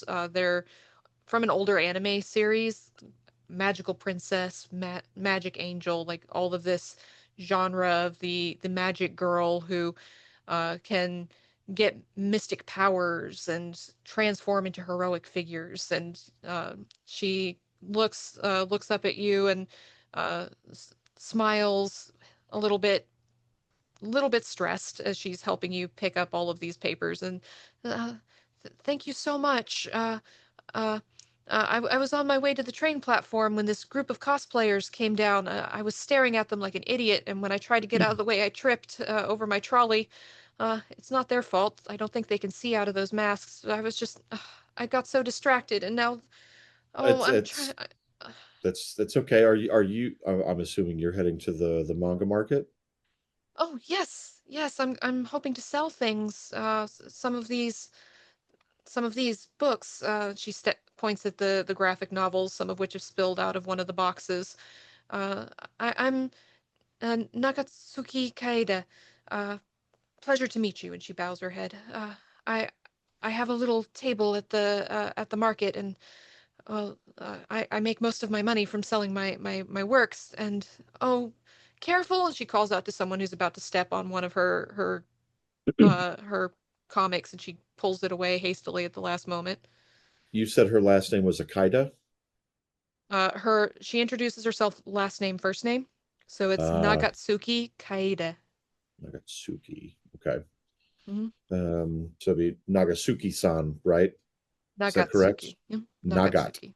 Hmm. Nagatsuki. Okay. Hmm. Um, Nagatsuki-san, my name is Agent Trent Landry-san. If you'd like, we can help you get your wares over to the manga market because we're heading that way ourselves. So if you would like help, we can provide it. Oh, that would be absolutely wonderful. It's so hard carrying all of this by myself. And she looks at the several boxes that she's been balancing precariously on the trolley. It's just, the market only happens twice a year, so I make a good bit of money from selling it at these things, so I bring as much as I possibly can. Sure, sure. Well, we can load up your cart and we can help you get over there. Okay, thank you so much. Yeah. What are your names? And she Well, looks at the rest of you. Hmm. this is the Percy-san, Samantha Percy. This is Takahashi-san, and this is san. I We're mean, Croft. no, Yeah. right now, like Hmm. appraising the art and the style. Okay. You're looking at the art and the style? Yep. Okay, you can give me an art craft roll.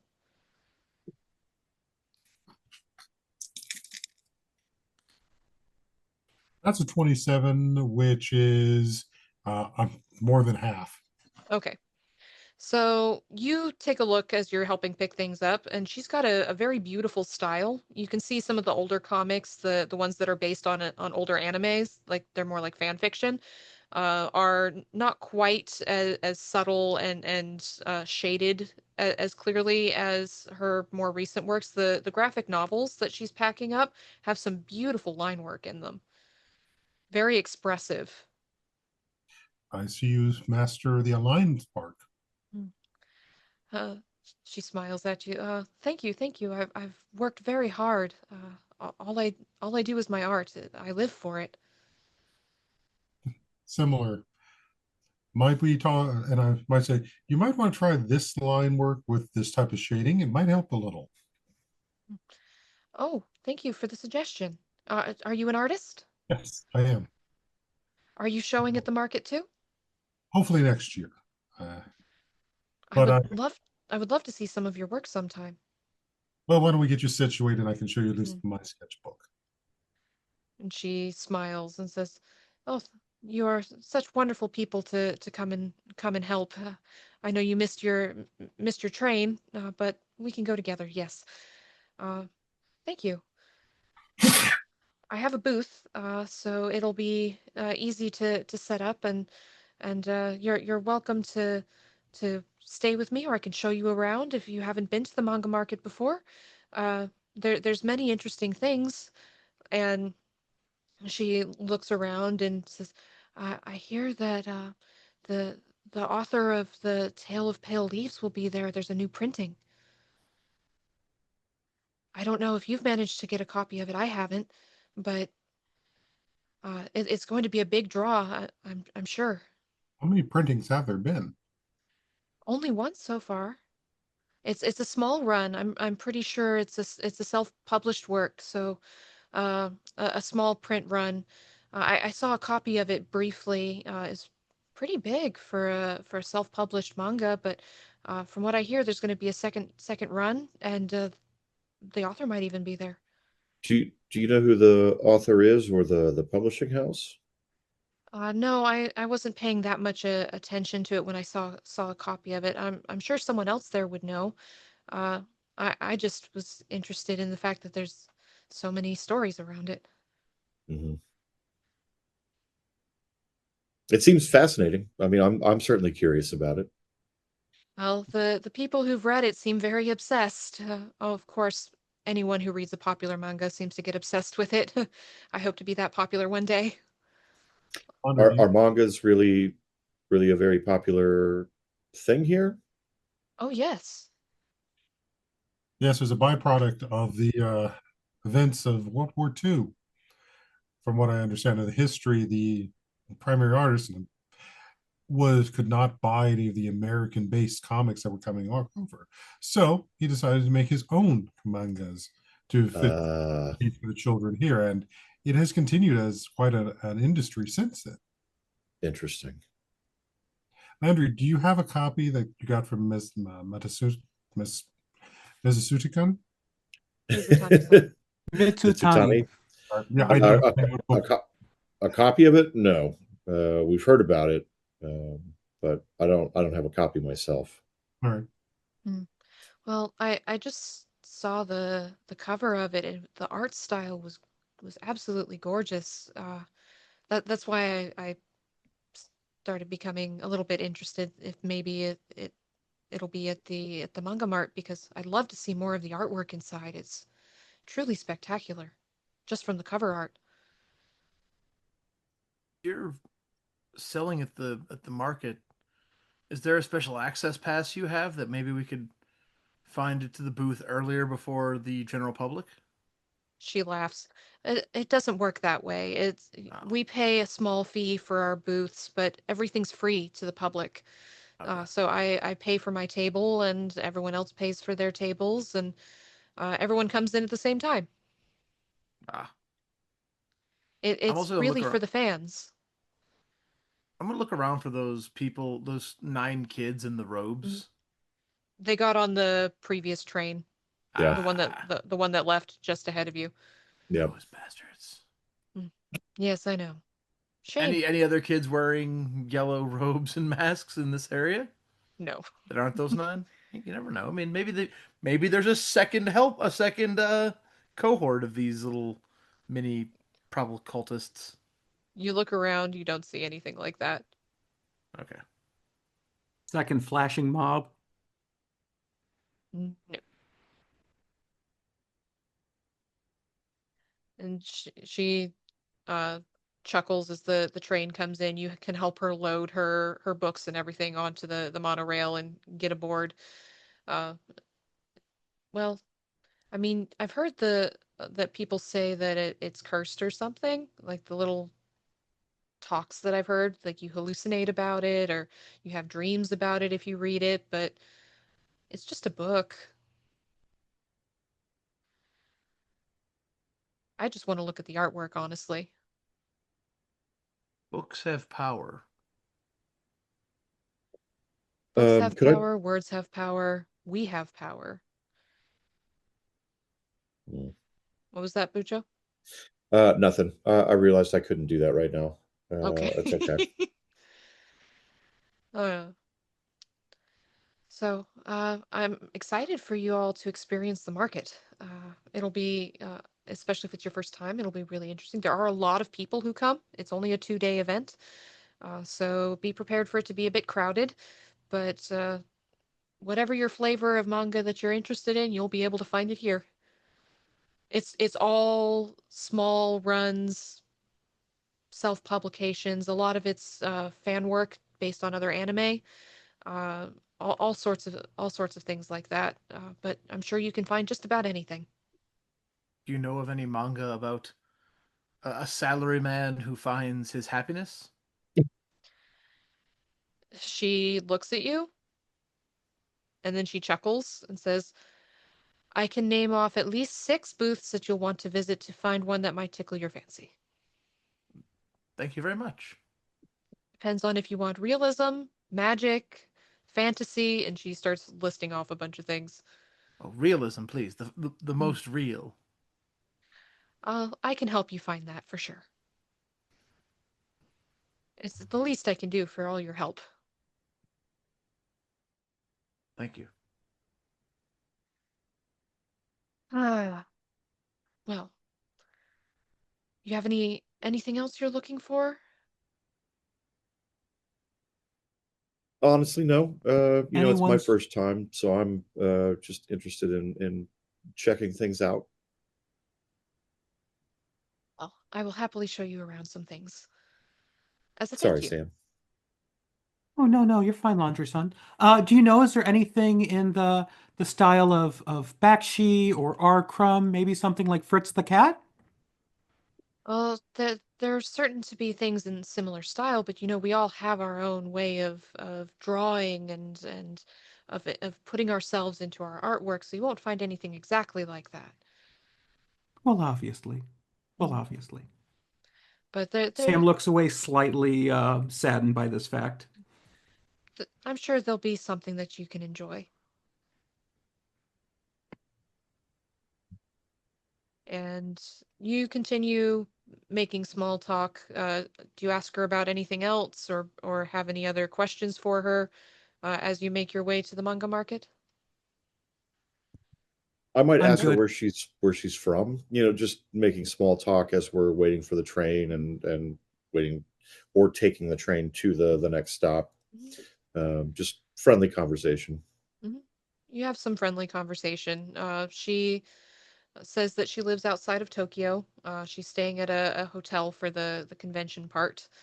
Um, and she enjoys talking about her little town and everything. She doesn't tell you exactly where because she's not going to give out her address to a bunch of strangers.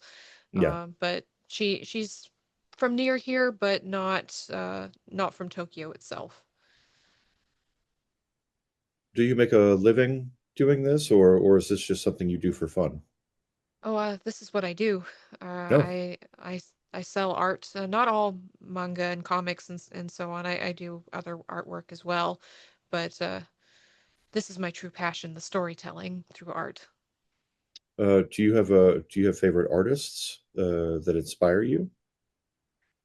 Oh, there's so many, and she names a few because Mav doesn't know a whole bunch of That's totally fair. manga artists of the time. Thank you. But she names a few that you don't recognize, Landry. But Jarbari, you note some of the influences from comic creators and artists of the '60s. Uh, like I like to infuse classic work with a more modern style, more modern sensitivity. Okay. Mhm. All right. And you arrive from the monorail at the Manga Market, which is in the Tokyo Ryutsu Center in Oda. And you see it's quite interesting for you in particular, Trent, because I don't imagine Trent has very much experience with conventions, cosplay, any of that sort of thing. No. Uh, you see outside the building, there's groups of fans in costumes. You see, like, there's this martial artist with spiky black hair and a monkey tail. There's a pirate with an eye patch and a cape. There's a girl with go-go boots and long green hair and a tiger-striped bikini despite the cold. There's people in all sorts of fantastical costumes, some of them leaving very little to the imagination. Uh, Again, despite how cold it is, some of them dressed very warmly. But there's people in regular street clothing as well, but there's a lot of people in costume that you can see. And you see them all headed towards the entrance. Inside, you find hundreds of tables in row after row after row. You see most of these tables have people behind them. They are selling artwork, art that's been displayed in the booths, comics that have been laid out across the table. Some of them are signing books or signing prints for people. It's very loud in here. Takahashi-san, it's very loud for you.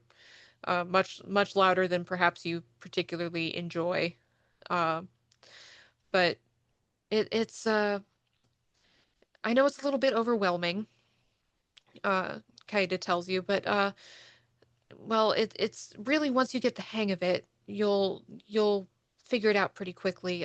So all of the groups who do related works, like fanfics on the same subject or comics that are the same genre, are grouped together in what we call circles. So I'm a member of the Magical Girl Circle and the Fantasy Circle, so I'm going to be over there, and she points off towards the right. So my booth is over there by other fantasy magical girl creators. So we help each other advertise. We look after each other's booths. We share printing costs sometimes because we all self-publish. You know, you won't find any big publishing houses here. So just small run prints and things like that. So I don't know what circle the Pale Leaves book will be in, but we could ask around and find out. And Takahashi-san, you wanted something for a salaryman in realism, so I think that our circle is going to be over that way, if I remember correctly from last year. There's so many things you can do here. I do need to set up my booth. My booth is number B2. But if you want to wander around, if you want to help me set up, that would be great. But you don't have to. I'm perfectly able to do that now that we're here. Well, we will certainly help you get your stuff over to your booth, but I we'll make sure that you get everything over to your booth, no problem. Thank you so much. So I'll you help her get set up. everything over to her booth. She starts setting up. And what would you like to do? As we were on the way, I was perusing, probably lagging a little behind as I'm just catching each of the different styles to see where we are as we move through it. Mm-hmm. Yeah, there's a whole bunch of different circles that you pass through. So uh, they're all easily laid out, so you can clearly tell when you're moving from one circle to another circle to another circle. There's some overlap in some of them, like she said, the fantasy and the magical girl circle overlap at the edge. In one place, that's where her booth B2 is. But it's really easy to find your way around. It's quite impressive, Jarbari, just how cleanly things are laid out here. Less from this group and here. I figure that we're looking at, and I'm sort of planning too for when I bring my manga here. I'm probably figuring it's historical fiction, so that's probably the Lone Wolf and Cubs area over there. Now that we're in here, I would just be looking around for figures in yellow. Like anything colored yellow would be the thing that I'm looking for now that we're here at the event. Yeah. Okay. So you're wandering around looking specifically for the yellow? Mm-hmm. Okay. Give me a spot hidden. Okay. And I think maybe not so much yellow, so much as like maybe looking for the 9 figures that we saw previously, because I think they would probably stand out in the crowd if they're all together. It's a 71, and I'll spend 11 luck. Okay. So you don't see the group as you're wandering around this group of 9 people. You catch glimpses of yellow here and there, but some of it's like there's a girl in a one-piece yellow swimsuit with tall boots. Someone with a yellow cloak, but it's over some kind of armor, so it's probably not that. But you do see at some point as you're looking around uh, in C group, you see a masked figure seated at a booth, dressed in yellow robes. The table has a yellow and gold cloth covering over it. The masked figure is very short and slight, but you do catch a glimpse of them as you're looking around.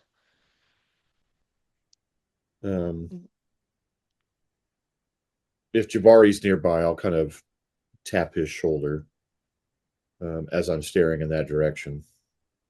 Probably as soon as I lock eyes on it, I'm just sort of going to sort of a trance state.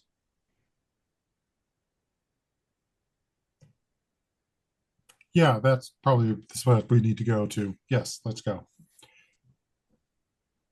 And I'm probably moving ahead faster than Landry towards that. Okay. Are you all going in that direction? I'm going to go ahead and follow. Okay. I was helping set up the booth, so. Okay, so you stayed over with Kaide? Yeah. Okay. So the three of you go over towards this booth, and there is a line, so you can't go directly up to the front unless you're actively rudely pushing people aside. You see on the right side of the table, there's a stack of papers that says pre-order ticket, The Alabaster Archfiend. The saga of the Pale Leaves continues. Reserve your copy today for only 1,000 yen. On the left side is a stack of monochrome photocopies of something. And it looks like, as you catch a glimpse of it, it says The Tale of Pale Leaves on white paper. You just catch a glimpse of it as you get over there.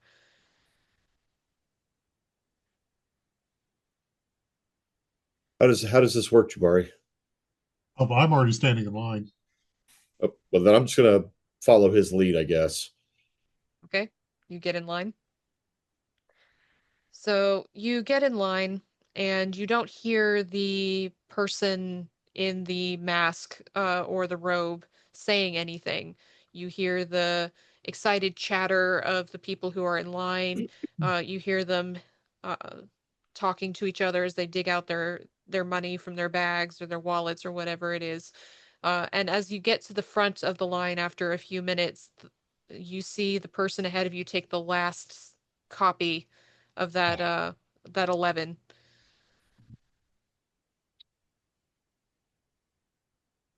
They take it, clutch it to their chest, and start moving away. I will draw out a yen to get on the mail order list. Okay. I'm going to follow the person who grabbed the last copy. All right. So Jabari, you pay 1,000 yen to get your name on the list for the sequel to the Tale of Pale Leaves. Yes, and then I'll also look over at the monochrome prints. There's no more monochrome prints. The last one's just been taken. Okay.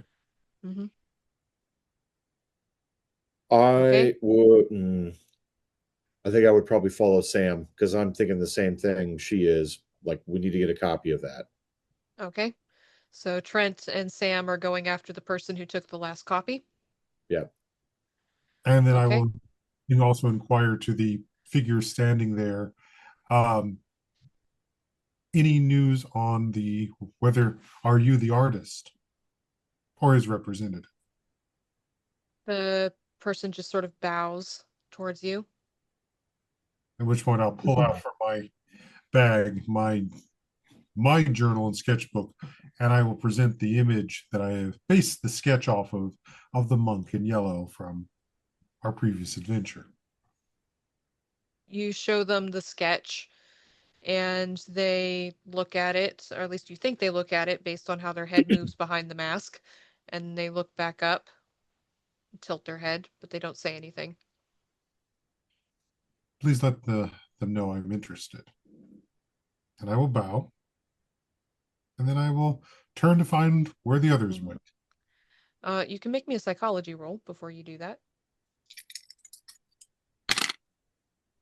That is a 46, and my psychology is a 50, so it's a success.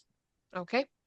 So beneath the robe, this person seems nervous. They're fidgeting a little bit. It's a little hard to tell when they're interacting with other people, but the closer you look at them and when you point out the monk and everything, just their body language gets nervous. So instead of going after the others, I will go and position myself in a way I can keep watching them. Okay. So you move off to the side to keep watching them. All right. So Takahashi-san, you help her set up. You help Nagatsuki-san set up her booth and everything. She looks very pleased and says, "Thank you so much. I really, really, really appreciate it. I've never had any help before." It is my pleasure to help you. Uh, well, I I mean, there's people here, but I don't really need to sit behind a table for a little bit yet. Can walk around with you for a bit if you'd like to. That would be lovely. I've never been to this place, so having somebody who knows their way around may be very helpful. Mm. And she starts leading you around. She helps you find uh a manga that suits your needs. The one that you were looking for at the salary man who finds peace is called The Man Beneath the Tree. And it's all about this man who works really long hours, hard for his job, but he learns to connect back to nature through a mystical conversation with an old tree, and just this connection to back to nature. It's not full on magic story, but there is that element of the mystical to it, and so he learns to find a balance in himself that brings him happiness. Ah, fiction. Yes, fiction. It's all fiction. But she'll take you around if you. Yeah. Hmm? I'll walk around with her. Okay. I'm going to make a spot hidden roll for her. Okay. So, oh, there's one of your friends, and she points to Jarbari, standing off in a corner, looking minorly suspicious, as he's watching. It looks like he's watching a particular booth, which you follow his line of sight, and you see the yellow robed figure, and you make your way over there.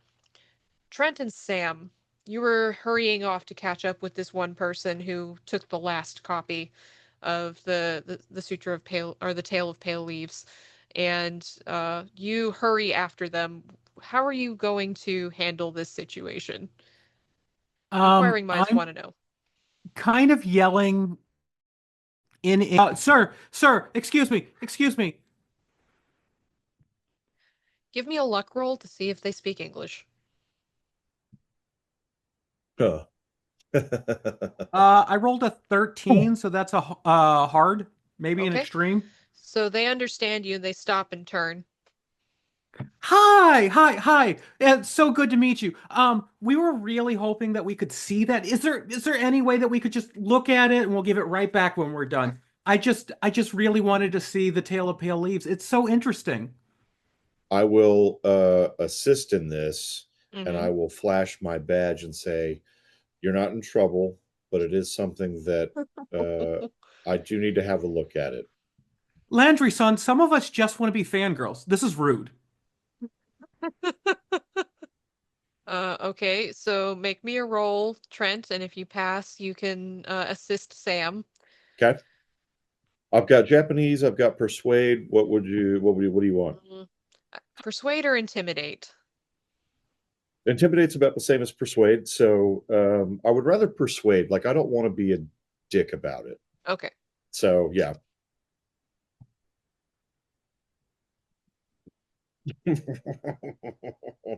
I'm gonna spend 12. I'm gonna spend 12 luck to make it a success. Okay, so Sam, you can have a bonus die on your roll to persuade this person to let you look at it. You're not trying to get them to give it to you, but to let you Yeah, no, have a I'm look. just looking Okay. to like hold it, look at it, and give it back Yeah. when I'm done. Yeah. Okay. Seeing as I'm kind of lying about being a fangirl and all of that, can I do fast talk? Yeah, I think so. That seems reasonable in this situation. I rolled with that extra die a 3, which makes it an extreme. Fantastic. So Fuck yeah. he looks a little worried for a moment. He clutches it tighter to his chest. It's clearly very precious, probably something he's been trying to get a hold of for a while. But he relaxes a little bit when you talk about being a fan and how much you just want to see it. You don't want to, you're not asking him to sell it to you or anything. And he releases his lock hold on it just ever so slightly and says, "Well, uh, I suppose it can't hurt for you to just have a look. It is a very powerful story, uh, and maybe you'll be able to get one for yourself someday." And he holds it out to you, but he's hovering in such a way that makes it very clear he is not going to let you into a situation where you could take it and run. Yeah. That's so wonderfully friendly of you. Thank you so much. What about the story do you like? What is it that keeps your attention? I say this in Japanese. I haven't read it yet. I've just heard that that it's a beautiful art, and all my friends have read it, and they're obsessed, and I feel so left out, and I have to be part of it. I have to know. I have to understand, but I have to read it myself.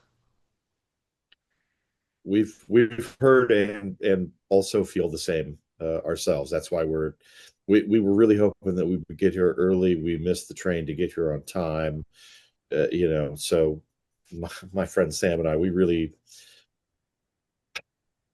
just wanted to see it. Thank you so much. Thank you so much. So what are we seeing? Okay, so what you see is, well, interesting because it's clearly either photocopied on a large printer or maybe even a personal printer if anyone has a personal printer somewhere, because the ink quality is pretty poor and it's smudged, and the art quality isn't what you were expecting from what your new friend had described for you. It's it's interesting. It's faded, it's blurred in places as if there were toner problems with the printer. It's a little hard to get through it, but you managed to get a sort of brief overview of what the story is. I'm going to paste that into the chat for you to just read at your own leisure, and then you can describe Um, parts of it to your friends later. with it being of so low quality, Mhm. I'm suspicious. Can I make a roll to see if this is genuine? Yeah, you can give me an art craft roll An art craft roll, not or appraise? for It or actually it go ahead. I guess appraise could work. It actually I doesn't was going to matter. They're ask. both 5s. I just They're I, w- both I realized. was five. I was actually going to would appraise like with Landry's experience. Would Mhm. appraise get any kind of new information while he's looking at this that Yeah, you've not you already given us? yeah. You can give me a roll and see what happens. Okay, because Um, I've got a 45 in I forget. Can I help? Not with that. an appraise roll, no. Fair enough. That's a 46. So I'm going to spend 1 luck and make it just a flat Spending all your success. luck out here. I had 85. Excellent. So yeah. Got to get rid of it. All Yep. right. So you have a look at this. It is very clear to you, Trent, that this is not an original printing. It's not even close to an original printing, and you Yeah. get the idea that whoever was selling this was not the original author. There is something strange about how the figures and so on are distorted. But you can't quite make out, is it just a printer error, toner issue? You're not sure. So it's not an art issue. It's a functional or mechanical issue It's with a the printing. photocopying issue. Yeah, it's Okay. not like someone redrew it. Right. It looks like they photocopied the original, and just the way the ink came out messed with the quality of it. Okay. Interesting. Mm-hmm.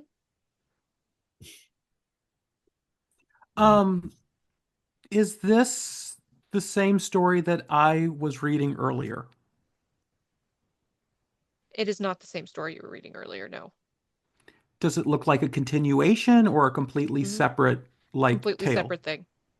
Okay. I've put an overview of what you get in the Discord chat.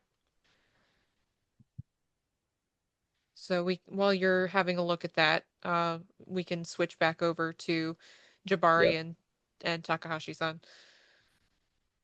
So Takahashi, you see Jarbari watching this booth with this person in the yellow robes and the mask.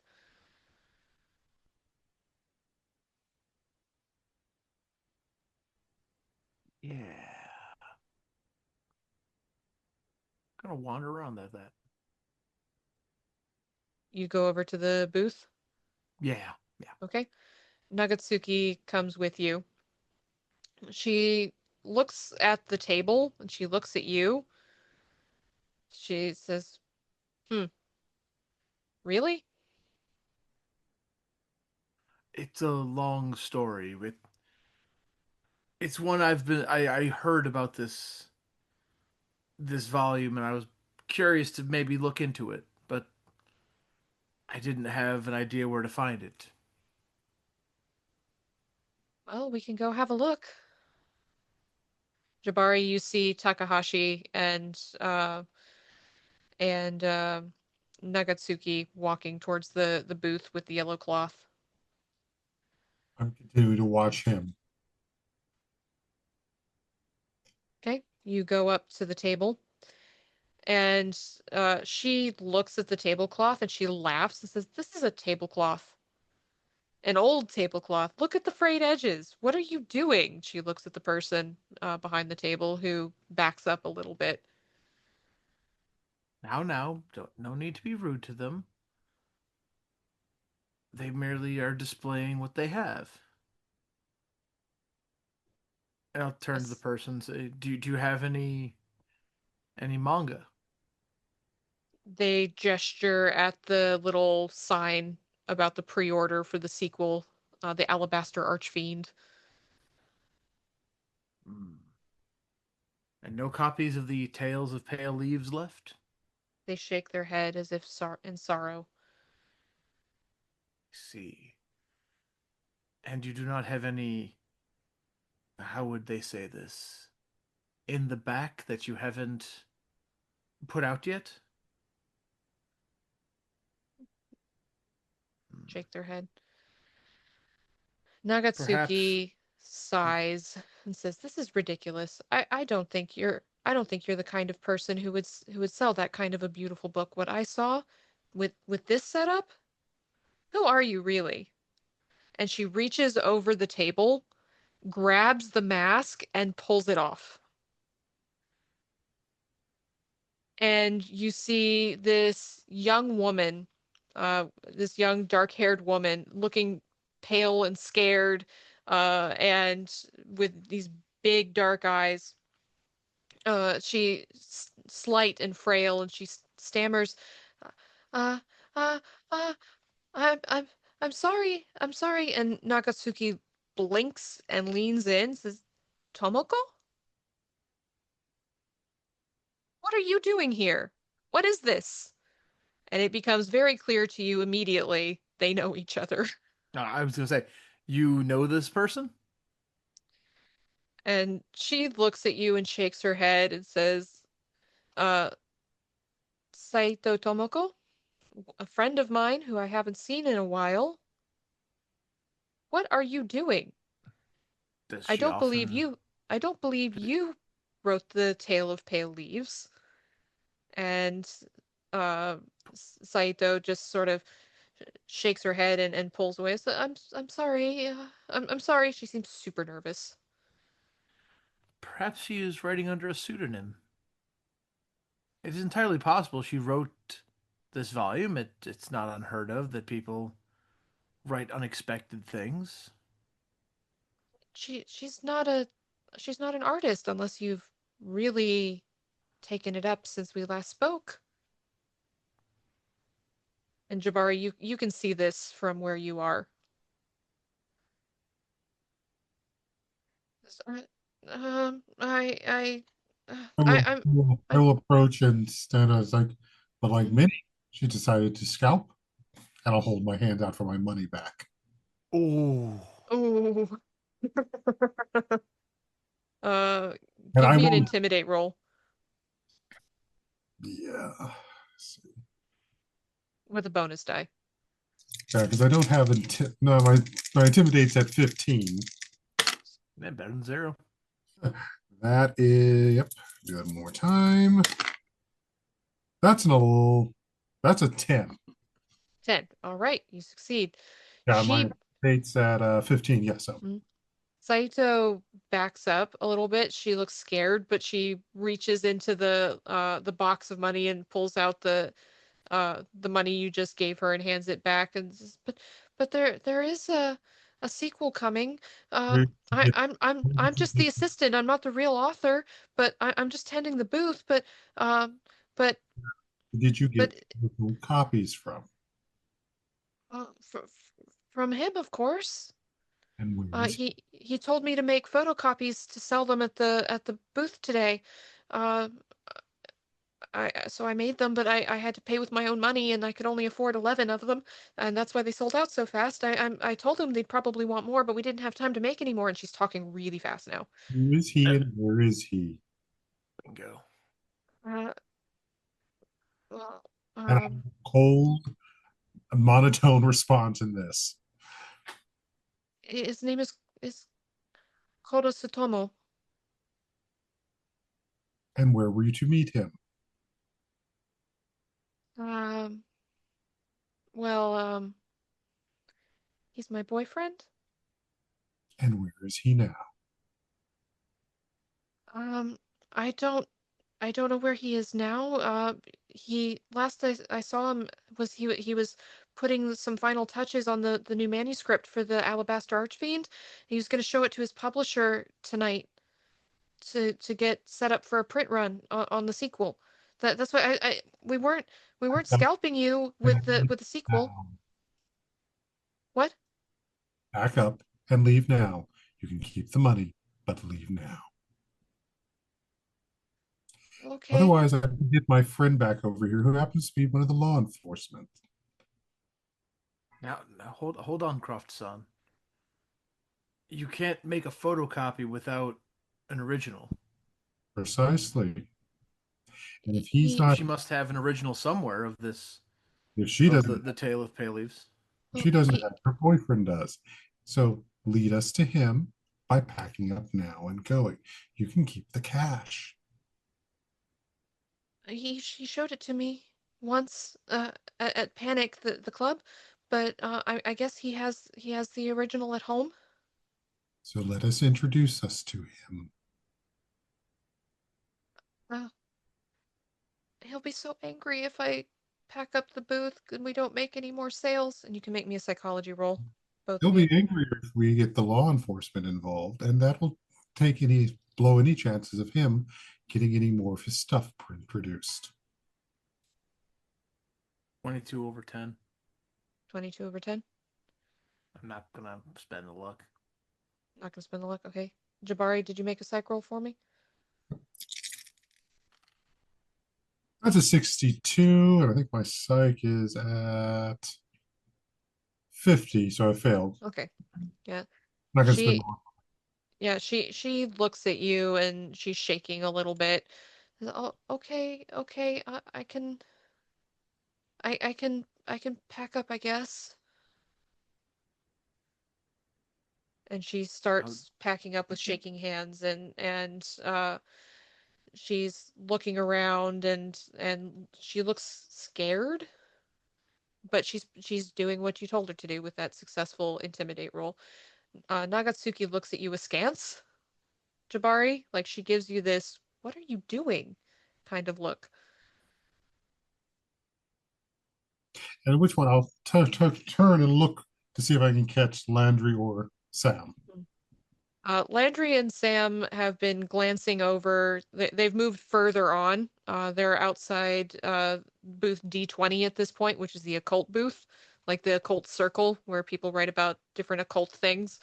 And they're still standing there looking over this poorly photocopied Tale of Pale Leaves. And which one? Then I'll point over to Landry. That's my American legal lawyer friend. Mm.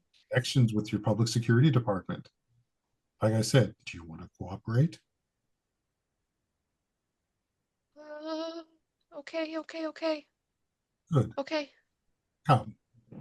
So, Trent and Sam, you've had a look through the photocopy at this point, and the young man pulls it back, clutches it to his chest. Thank you. We appreciate it. I tell him thank you and say a phrase of the mantra to him. Okay. You say a phrase of the mantra to him. I still say it before I go to bed every night. Absolutely. He looks bemused, but he repeats it back to you. And do you turn around and head back, or? Yeah, I Yeah, I would. think I think we'd look around. I know Trent would certainly look back towards the table to see what's going on there. Yeah.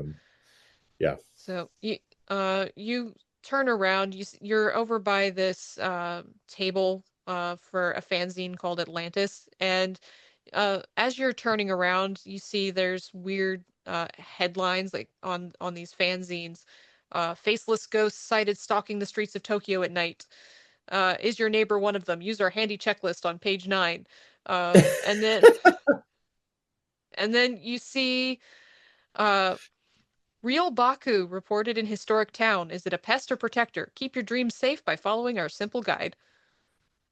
I would put my hand on Sam's upper arm just to let her know that I'm kind of heading in that direction right quick. Because if I see that headline, I'm probably like, I have an occult background as well because I've dealt with some of that stuff in the past. Yeah. But that right there would stand out to me. So I would be interested in buying a copy of whatever it is. Okay. So, I will. I'm in agreement. I'm going to look to get a copy as well. okay. You go up to the table. There's a group of people standing around talking to each other. A woman selling tarot cards and offering personal readings. There's a man selling a poorly drawn alien comic. Um, all sorts of people at the tables in this little area. But the one for Atlantis, there's a large man, looks to be in his 30s, dark hair, a charming smile on his face. He seems to be enthusiastically greeting everyone who comes by. He introduces himself to you as Tamori Toshinobu. He says, "I'm the editor of this zine. It's wonderful to see some like-minded folks coming to investigate the strange. Oh, I see you're interested in the Baku. Tamori-san, yes, what is a Baku? That is a phrase I'm unfamiliar with. A Baku is an entity that eats nightmares. It's usually pretty benevolent, according to the stories, but we've heard stories of nightmares and things in small towns, and well, people need to know whether a Baku is going to be helpful or hurtful." That's why How we write how these stories. how, how do you know when a Baku is going to be helpful or not helpful? Oh, well, you never really know until one of them's feeding on you, right? So that's why we provide this handy guide. And he holds up the magazine for you to keeping your dreams safe. Uh, okay, well, that sounds interesting enough. I'll buy a guide. And he cheerfully takes your money, each of your money, and I passes them to you. I look at the guide. Why isn't it purple? Purple. Yeah, aren't Baku purple?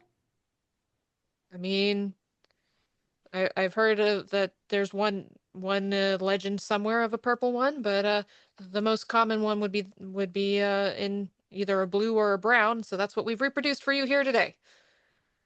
You might want to try purple in the future. It looks better. Right? That would be a pretty striking image. And he smiles. He's a very rambunctious man. Anything else you folks Tomorrow, are looking for?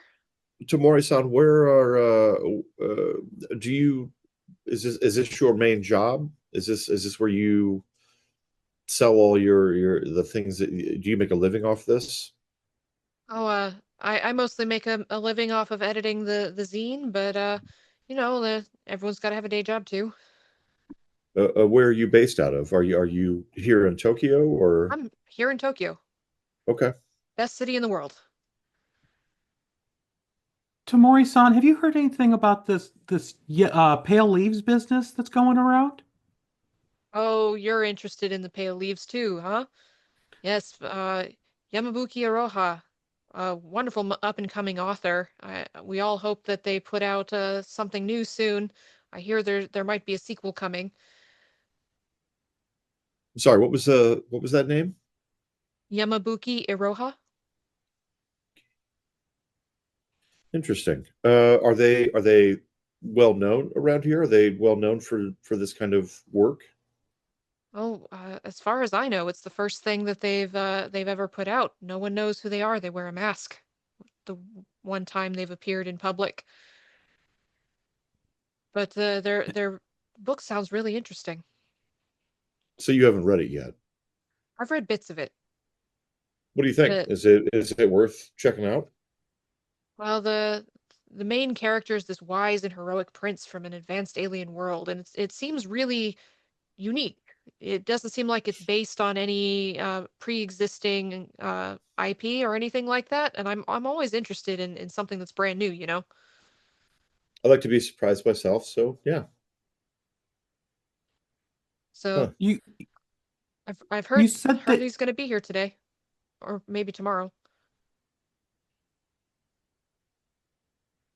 What was that? you oh, I apologize. You said that they had made an appearance before. When was that? Oh, last year when in the summer when the this past summer when the manga came out. Okay. I'm gonna put my hand on Sam's back, be like, okay, hon, let's try to find the other stuff that you wanted to find here so we can head home. Oh, Pretend like we are in a relationship hmm and just if you're looking for Yamabuki, it'll probably be in horror or sci-fi, one of those two. I don't know which one, but you could look at a map or something and check out both of them. I haven't oh, been that's looking great. myself. I've been too busy with the booth. Okay. No, this is super helpful. hmm Thank you. Thank you. Protect your dreams, folks. Live your dreams. That too. Why not both? Uh, I'm going to play along and lean into Laundry and put my head on his shoulder as we walk away.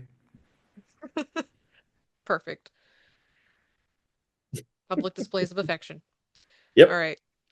So you make your way back, and you can see that there's this young woman who is still wearing part of a yellow robe.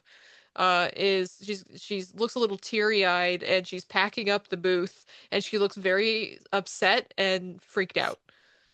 And Jabari is just standing there, all what he's a short king's what all 5'3" or whatever of him. 5'4". But I've got the death glare on it. Yes, he's standing there in all his 5'4" glory, giving the death glare, and she is shrinking Yeah. away from him. We stand a short king. Don't worry about it. We stand him. We do. All right. What's going on, Jarbari? We have somebody who is posing and providing fakes, and who claims their boyfriend had an original and is working on a copy. He got at a No, place called. it's not a copy. He made the original. He's making a sequel now. And what was his name again? His name's Coda. Coda Sutomo. Mm-hmm. Uh, Of course, he writes under a pseudonym, Which is? but Yamabuki Aroha? okay. I think it's time we met her boyfriend. Whichever alien he uses. Yeah, is he around? No, he was getting the sequel ready for the publisher, and that's why I'm here looking after the booth, or he'd be doing it himself. And we're going to go. I've instructed that we want to meet him. Otherwise, there's a risk of, and I'll point towards where your badge is, a larger incident. I love that Jarbari is leveraging my law enforcement shit, and I'm not. Jabari's walking up like, short king, arms up, ready to throw hands. This is my homeboy. He works in the fucking NSA. Okay, he knows something. I'm imagining that bit in Deadpool and Wolverine, where Deadpool walks into the bar and Wolverine turns around and it's just short Wolverine, like Danny DeVito Wolverine. Yeah, you're a that's little what I'm fella, imagining. Cute little fella. Yeah, that's what I'm picturing right now. Well, so if we're leaving now, Tamori-san, wouldn't you be losing a whole bunch of money? How much were you expecting to make while you were here? well, quite a lot. People are going to be very excited about the sequel, and we're going to lose so much. He's going to be so upset. He's going to be so mad at me. Copy that you guys found. Did you manage to look at it? We did. And did it seem impressive? It seemed like it could be, but the copy was unfortunately lackluster. You noticed by Landry's face that it was not impressive. Yeah. At which point I reinforced the death glare, which I got many times from my grandmother looking directly at her. It's just a photocopy. I don't know if it turned out badly or not, but it's what I had, and you have no other photocopies on your person. No, I could only make 11 of them. It's all I had money for. And this individual, because Sam and I were elsewhere when she became unmasked, right? So this is a woman who is wearing the outfit. It's clear that she has taken the mask off. Yes. I'm sorry. What was your name, dear? You can call me Saito. Saito? The Saito. I'm Agent Trent Landry. She shrinks back. No, don't. It's fine. It's fine. Nobody's in trouble. However, we need to know more about this. Do you happen to have any other copies of this particular manga? No, I guess he'd probably have one at home. Would it be possible for us to visit him? And I'll just gesture over at Landry. All right, I'm gonna require a roll to get the address. Because the intimidate has been pretty good so far, but getting her actual address out of her. So you can give me a persuade or an intimidate, whichever is better for you. They're both the same, so no worries. Okay. Again, I don't want to be a dick in this moment, but no, fuck it. I think at this point there's enough stuff here that I think Landry is probably like, cool. We have enough info to leave here. We need to find something else. So the niceties are no longer required. Okay. No, and I'm not trying to push that Okay. or spin luck. So no, I don't get that. Okay. She looks at you and she's shaking. You can make me a psychology roll. Okay. That is going to be a 32. You got a 30. Yeah. Okay. She's deathly afraid of something, and you don't think it's you. Oh, hmm. I'm gonna look at her. I'm gonna look at her very intensely. I'm gonna be like, is there a way that you could give me that information and I don't let anybody know where that information came from?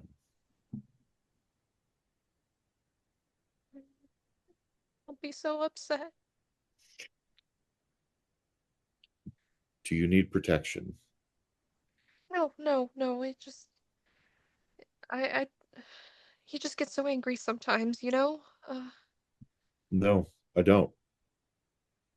Well, he gets upset, and I just wouldn't want him to know. You can give me a persuade roll Okay. with Does a he hurt bonus you? die. No, of course not.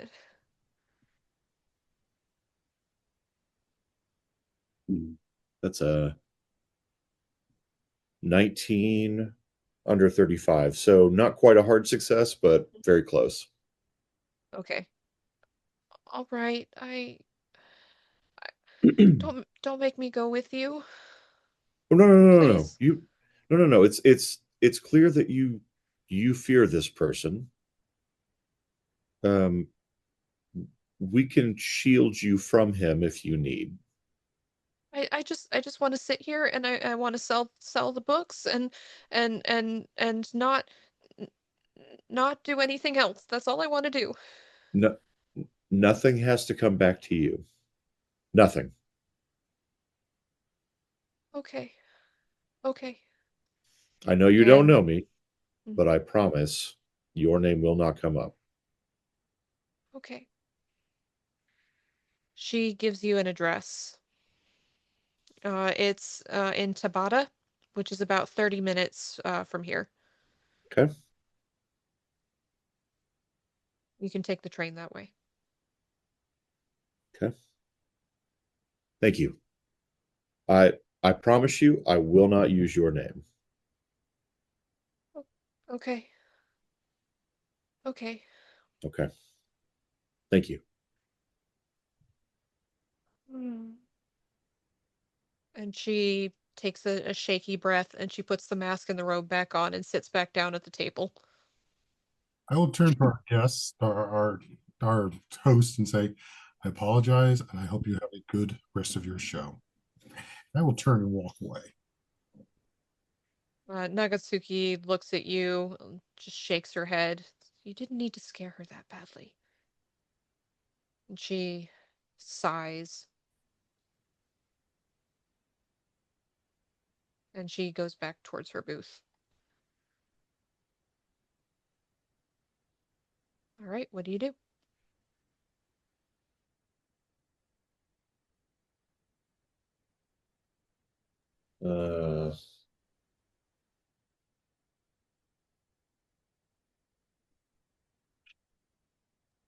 Not everyone at once. We have an address now, and we're looking for the artist. So I'm shooting for the address as long as someone's going with me. You're muted. I'm just talking out loud. Okay. That seems the most logical thing. We have a new location. Maybe we go there. Or maybe we look around the convention for those 9 kids in robes. See, this is kind of where I was at because I kind of want to try to steal a copy of this book from somebody. I wonder if these guys came to buy a copy or if they've already got one. but I do want to try to keep an eye out for anyone who might have a copy of it, like in their bag or in their hands, or if it's somewhere visible where I could potentially sleight of hand it out of someone's possession. Well, keep in I mind, there's only feel 11 copies. That's the biggest thing, is that she only made Well, 11 that's the copies. That's the photocopied one. yeah. Like, But if you're anybody has a looking for the copy of, original, right? I don't even care if it's the original. I just want a copy of it at this point. Okay. So give me a luck roll. Okay. Oh boy, it's gonna be a 37 at this point. Okay. Oh boy. Yeah, that's a 58. So no. Okay. So you see some people that you saw in the line walking with the photocopied versions. That's all you see. You don't see any others. And they're holding on tight and chattering eagerly amongst each other, to their Yeah. friends, to whoever it is they're with. Like they are protective of these copies. And it Okay. is reinforcing that kind of weirdness that Mizutani mentioned when he asked you to take this on, like just how enthusiastic people are. Of course, you also don't know manga culture, so maybe this is normal for people with a popular manga, but to you it's weird. Yeah. It's all very foreign to me. Even as deeply entrenched in Japanese culture as I might be. Okay. Mm-hmm. Yeah, I think, and I will say this now. I think Landry is, so his Japanese language is 36, so it's not nothing to scoff at. But I think he is probably more well versed in behaviors and traditions and things of that nature as opposed to like mass media in Japan, if that makes sense. Yeah, it does.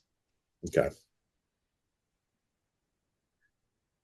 That's what you would have studied Yeah. before coming here. So Yeah. okay. Yeah. I feel like going to find this guy is probably the makes the most amount of sense at this Copy point. the book here. We might as well go to what he's You got. can go find the original. Yeah. Yeah. All right. Or an original. Is there anything else you're doing on your way out, or you just laser focus? I think because Trent saw the booth with the Baku mention, I think he would be looking for any other kind of connective tissue that might be at other tables as they're leaving. Okay. You have a look around as you're leaving. Okay. Jabari left the area completely, and he's probably outside. When you do find him, you sort of see him in sort of a slight, slow, seething anger. Hmm. And Jabari, you hear just in the back of your head, patience. It'll be all right. You'll find the truth. I believe in you. Oh, he's actually caught in a memory of something else at the moment, Mm-hmm. but he hears that and looks But you around. hear it cuts through, that voice just cuts through the memory. It's pleasing.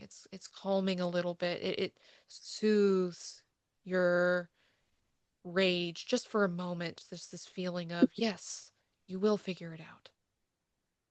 You're going to figure it out. And look around. Anything he sees while he's looking around. Mm-hmm.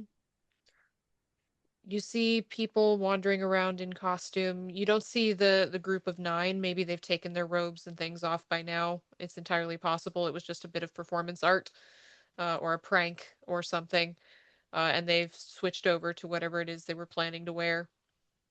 But you don't see anyone else, except just for a moment you think you see a monk in yellow robes and a straw hat standing across the way, looking at you. You can't see his face, but you feel him looking at you, and you feel this pleasant, calming moment. And you blink and he's gone.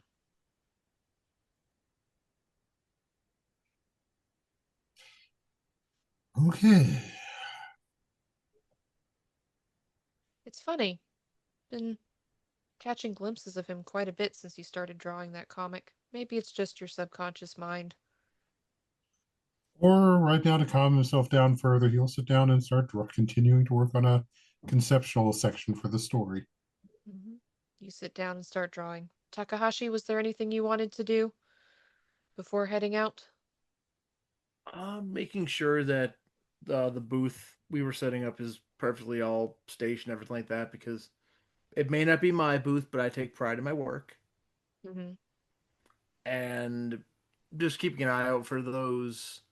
You said they're not there, but I'd be looking for the robed monks that we saw, the kids on the train, or anybody acting in weird unison.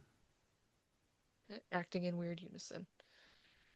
Yeah, because like You it's don't. one thing to be like, yeah, they were wearing the Mm-hmm. yellow robes and that stood out, but Mm-hmm. the unison is also standing out to me as like people acting like a hive mind. Mm-hmm. No, it seems to be fairly normal people milling about. Boo. It's fine. Normal It's totally people. fine. Nobody's acting strangely as we slowly make our way out. Clearly, nothing is wrong. Nothing's wrong, says the voice in your head, Takahashi. Does that voice in my head sound like the one that said that I was clever? Oh, yes. And Hmm. I think that is where we will leave it for this evening. So that, friends of the Symphony, is where our show will end for the night. Thank you so much for everyone who joined in and or is currently watching the replay. You are indeed the best part of waking up, and we sincerely appreciate you. Again, if you enjoyed this content, please consider helping the Symphony make more by backing us on Patreon at patreon.com/symphonyentertainment.